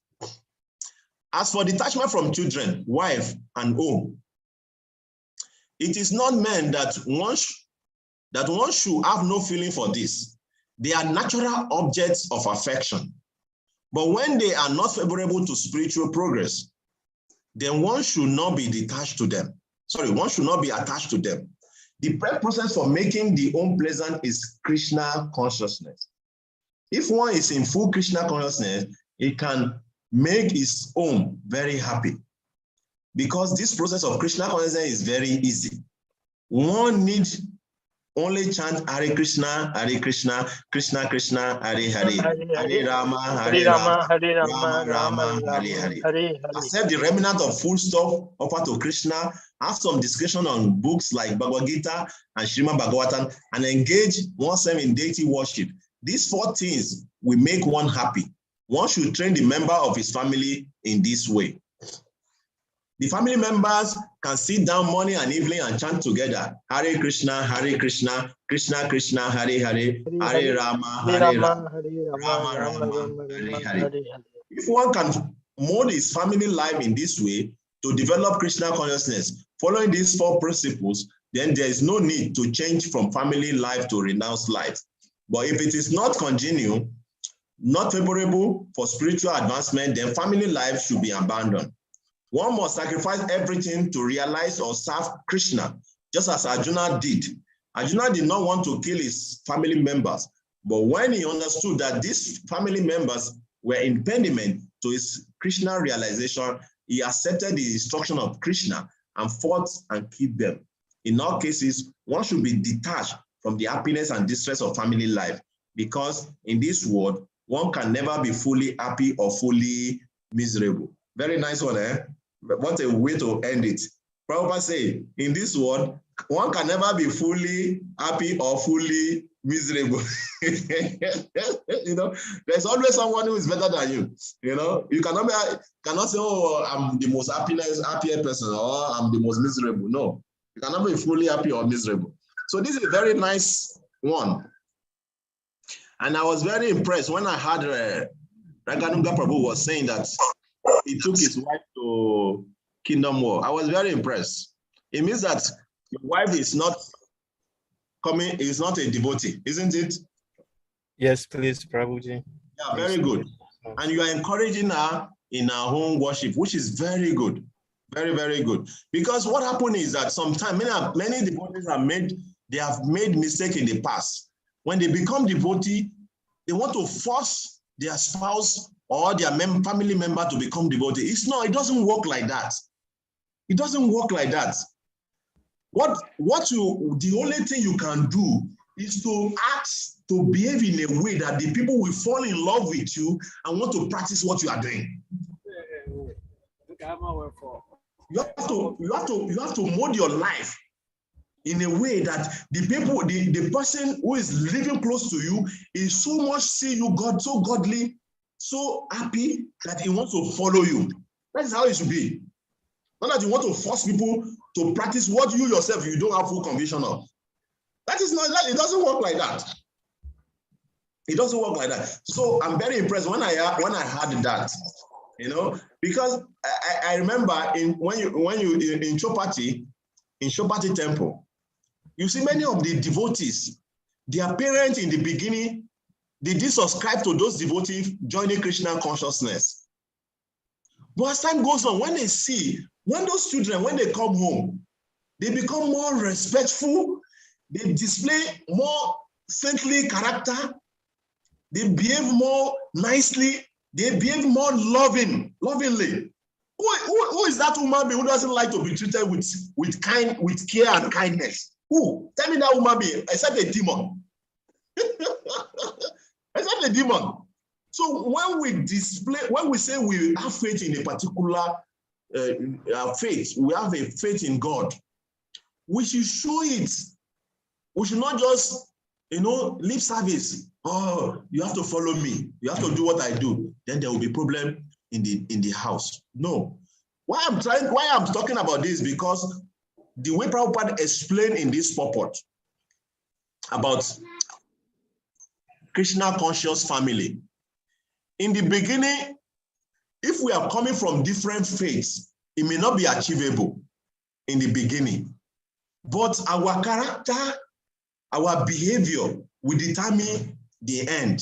That's why I'm explaining it like this. So we should take note of that. Prabhupada said that if our family, they are God conscious, then there's no need for us to leave home. That is the point here. If our family is God conscious, there's no need for us to leave home, because you are living in the kingdom of God if your family is God conscious. Any question regarding this?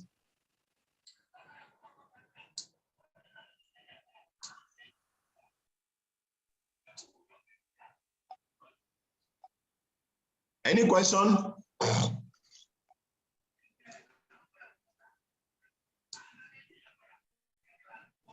So I will just, if I say I should just go through all of them, we will go far ahead of time. So I will just try to round up whatever we are doing here.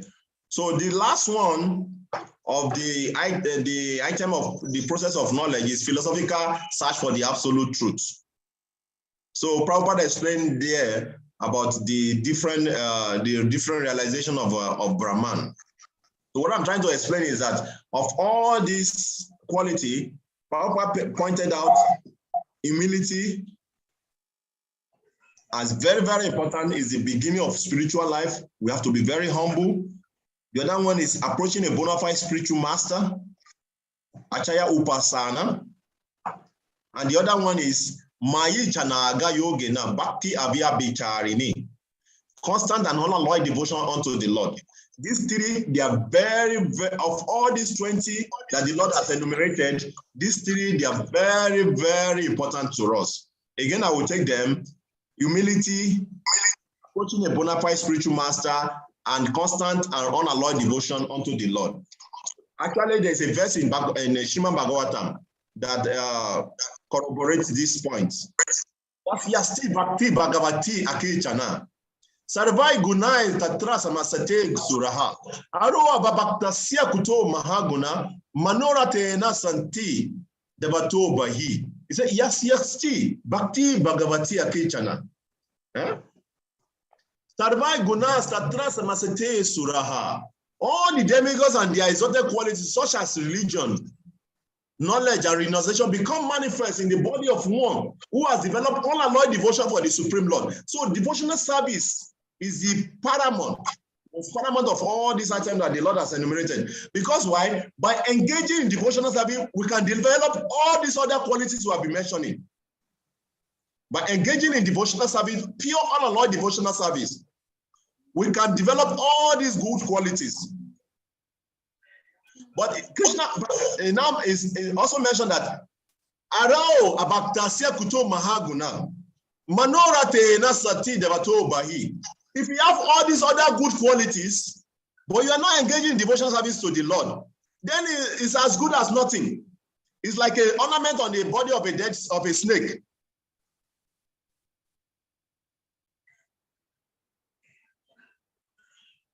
Because he say, Manorate now. Why is it not so important if you have all this quality and you are not a devotee? Manorate now. Because why? You'll be driven by the chariot of your mind. And with mind that is not purified will lead you astray. That is the meaning. So we have done from 8 to 12. So briefly, I will just go to today's lesson. I will just briefly go through it. So there are two knowable objects, Geya, the soul and the super soul. So in verse 13, Krishna described the soul. We can go and read it also. In verse 13, Krishna described the soul, and in verse 14 to 18, he explained the super soul. How Krishna is everywhere, how Krishna pervades everywhere, how Krishna is very far but is very close to us. This explanation is given from verses 14 to 18. In verse 13, Krishna described about the soul. Then from 14 to 18, he described about the super soul, how it pervades everywhere.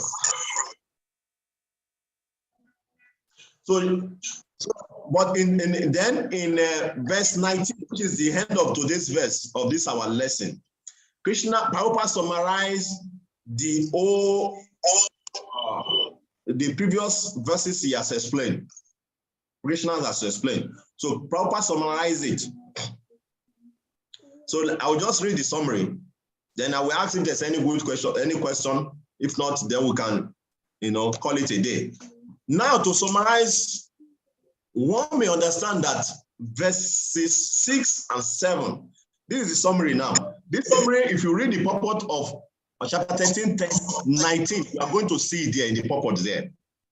Prabhupada is summarizing. You see, to summarize, one may understand that verses 6 and 7, beginning from Mahabhutani and continuing from Chaitanya Dritihi, analyze the material element. and certain manifestation of the symptom of life. These combine to form the body or the field of activity. So from 6 to 7, Krishna explained the field of activities. And from verses 8 through to 12 that we have been talking about all these activities, all this amanituam, madam bitwam, all these wonderful qualities we have been explaining from 8 to 12. From amanituam through tatua gyanartha darshanam, describe the process of knowledge for understanding both types of knower of the field of activity, namely the soul and the super soul.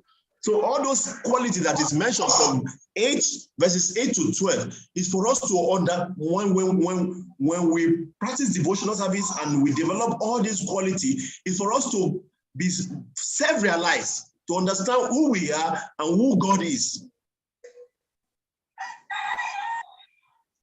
And it goes further, then verse 13 through 18, beginning from Anadi Mat Param, and continue through the read Saravasya Vischitam, describe the soul and then the Supreme Lord or the Super Soul. So now, Krishna has explained what is Kshetra. He has explained what is Gyan. He has explained what is Kshetra Gyan. Field of activity, the knower of the field, both two knower. There are two knower now, the soul and the super soul. There are two knower of the field of activity. He has explained what is Kshetra, what is Kshetra Gyan. He has explained what is Gyan, what is knowledge, which is also known as the process of knowledge. Krishna has explained this. So in the remaining verses now, he's going to explain Gayam, object of knowledge, and the Supreme Lord also. Thus, 3 items have been described: the field of activity, the process of understanding, and both the soul and the super soul. It is especially described here that only the unalloyed devotee of the Lord can understand these 3 items clearly. So for these devotees, Bhagavad Gita is fully useful. It is they who can attain the supreme goal, the nature of the Supreme Lord Krishna. In other words, only devotee and not others can understand Bhagavad Gita and derive the desired results. So that will be end of today's lesson. So from next week, Saturday, we are going to go from 20.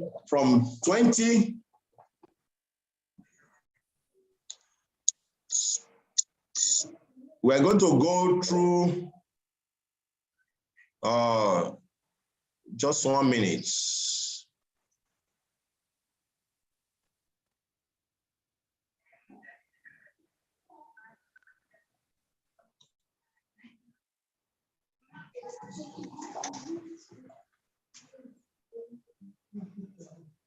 I just want to show us what we are going to read from next lesson.